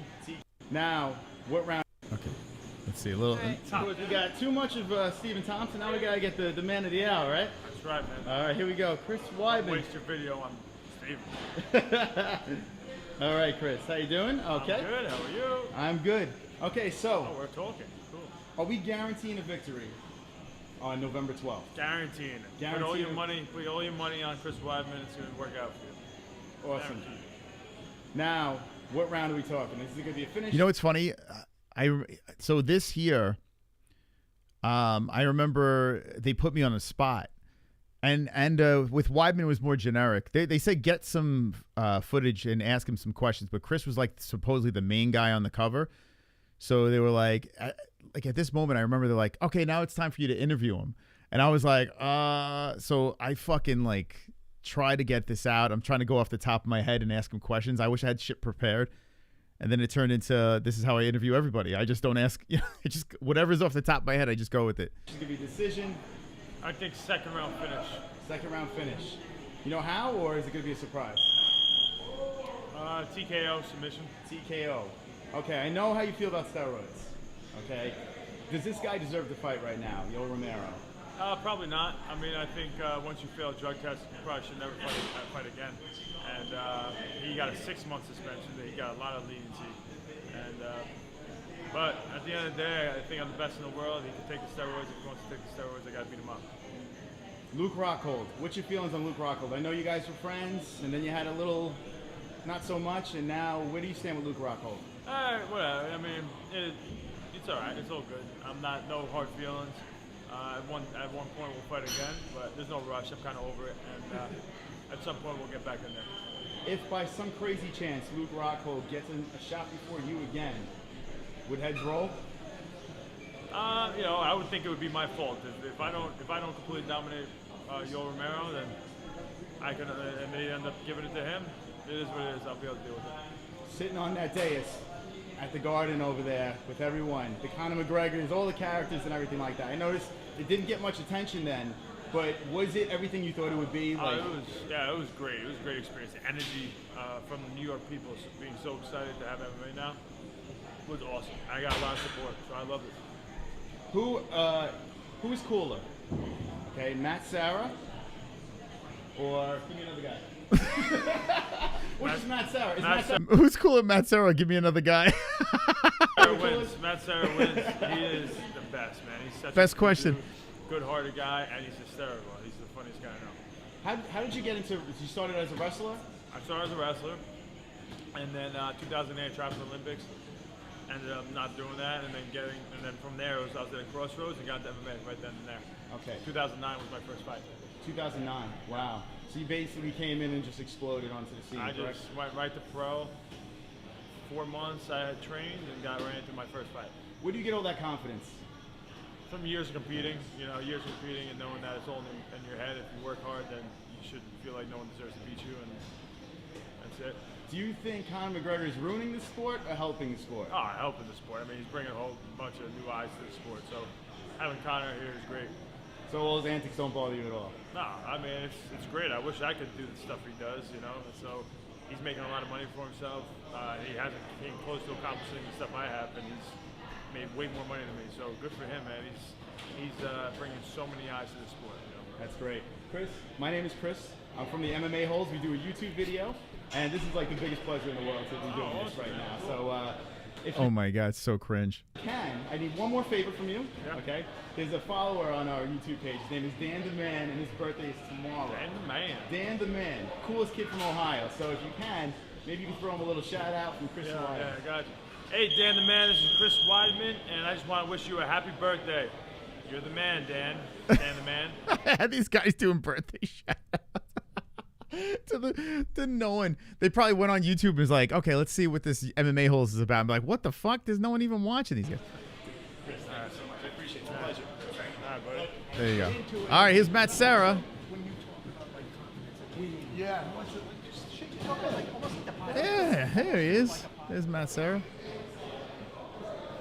All right, so now we're going to hear Matt Serra heckling the guys. It was cool to get to meet them. Him, Norton. You got makeup on? You guys are glowing. Look at you. Are they gonna put something on my head so I don't shine? You guys look so pretty, bro. Look at me. Thank God Jimmy's coming. Is Jimmy coming soon? Yeah, man. You know me. I'm not running the show. So you're going to ask him what you're doing? Oh. What am I going to ask? Jimmy! Look how excited I get. Jimmy, look how pretty they look. I know, they're look very good. Dude. Hey, look at that guy. Look at this. Look at that. I know, they're very snazzy. Good-looking bastards. Wow, Jim Norton's thin there. Holy smokes. Have you seen him now? Holy crap. That's nuts.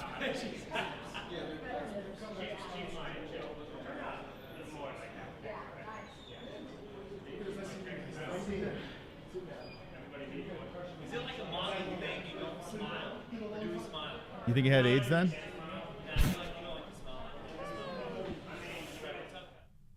That's Norton had AIDS then. Then he married a man. So these were like the final shots. And then after this, the boys got a little dirty. Look at this. Check this out. Get ready, guys. Get ready. It's going to be some oiled up. Here we go. Weidman versus Wonderboy. You ready? Here we go.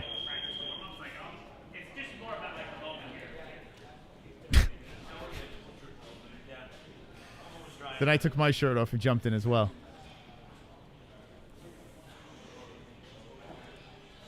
More oil.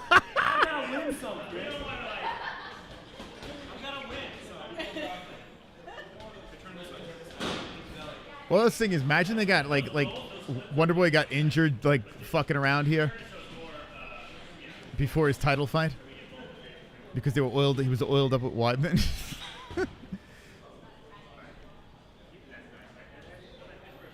Imagine someone walking in while watching this. Where's the tissue box? I promise. People are watching. I promise. Yeah, I'm just sitting here watching two dudes roll around. That's essentially what's happening. And then you're watching me watch two dudes. Oh, my God. What the fuck? You waited 3 hours into the stream. This is what you get. This is what you signed up for, guys. Happy anniversary. Oh, my God, dude. What the fuck? Yeah, it's just oil wrestling. Then they check themselves out. There they go. Okay, there it is. Yeah, you're right. You're right. So, yeah, we never released this. We never released it. I mean, it's not like, you know, edge of your seat content. That's why I never did it. And another reason was because of, like, copyright reasons. Like, I worked for them. I shot these shots, like these scenes where, I don't know. But now I think it's good. I think I could show it. So, yeah, I got a chance to kind of pretend I was an interviewer, pretend I was a videographer, pretend I was a lot of things. That was a lot of things. So anyway, hey, if you guys ever stumble upon anything in, you know, back in the day, MMA-Holes wise, make sure you put in the best of section. And if you like segments where we run it back and look at like weird shit that happened from back in the day, we'll give our commentary over it, reflect, reminisce. But what a run, man. 8 years on YouTube. And tomorrow or tonight, whatever time it is for you guys, Fuka Friday, we will celebrate on the main channel and talk about the event that's happening. Gotti, Mayweather, all that fun stuff. What a night, man. Had fun hanging with you guys. It was a great time. And that's it. That's all I got. Thank you guys for stopping by. I will see you on Fook Off Friday. Good night, guys.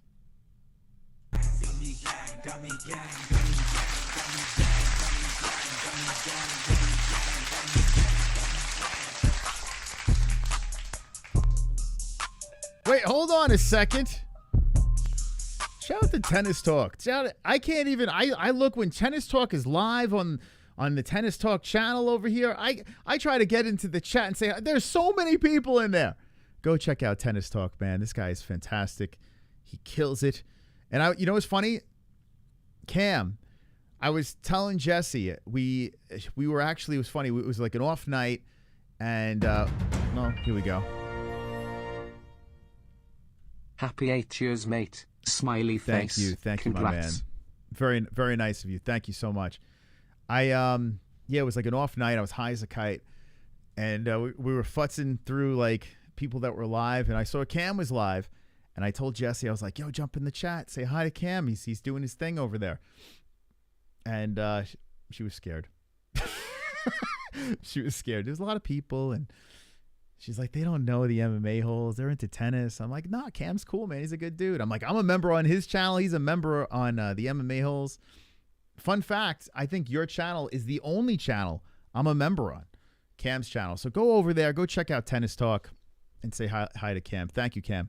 Coming in at the buzzer with the big 20. Thank you so much, man. We'll see you on the MMA holes tonight. Gummy gang, gummy gang, gummy gang, gummy gang, gummy gang, gummy gang, gummy gang, gummy gang.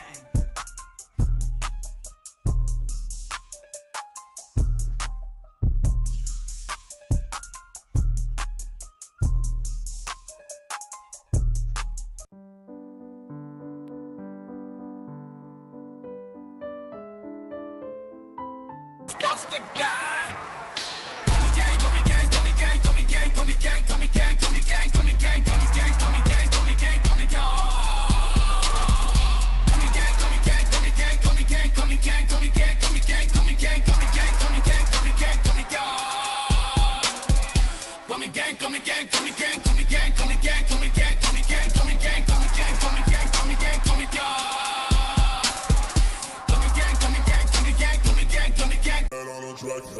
We MMA-Holes, community be so dope. We got the best watch-alongs, the internet say so. Who you gonna pick now, the over or the under? Chris will give his picks out, and I don't trust no other. Main card or the prelims, it don't really matter. UFC fight nights and pay-per-views on a platter. Toe holes and omoplatas, blood nose and split bananas, thug rolls and empanadas, big bowls of marijuana. Gummy gang, gummy gang, gummy gang. I need 2 joints to hang in the homie Craig gang. I'm grinning ear to ear, amped up, showing fangs. It's time to watch the fights, beast mode, watch 'em bang.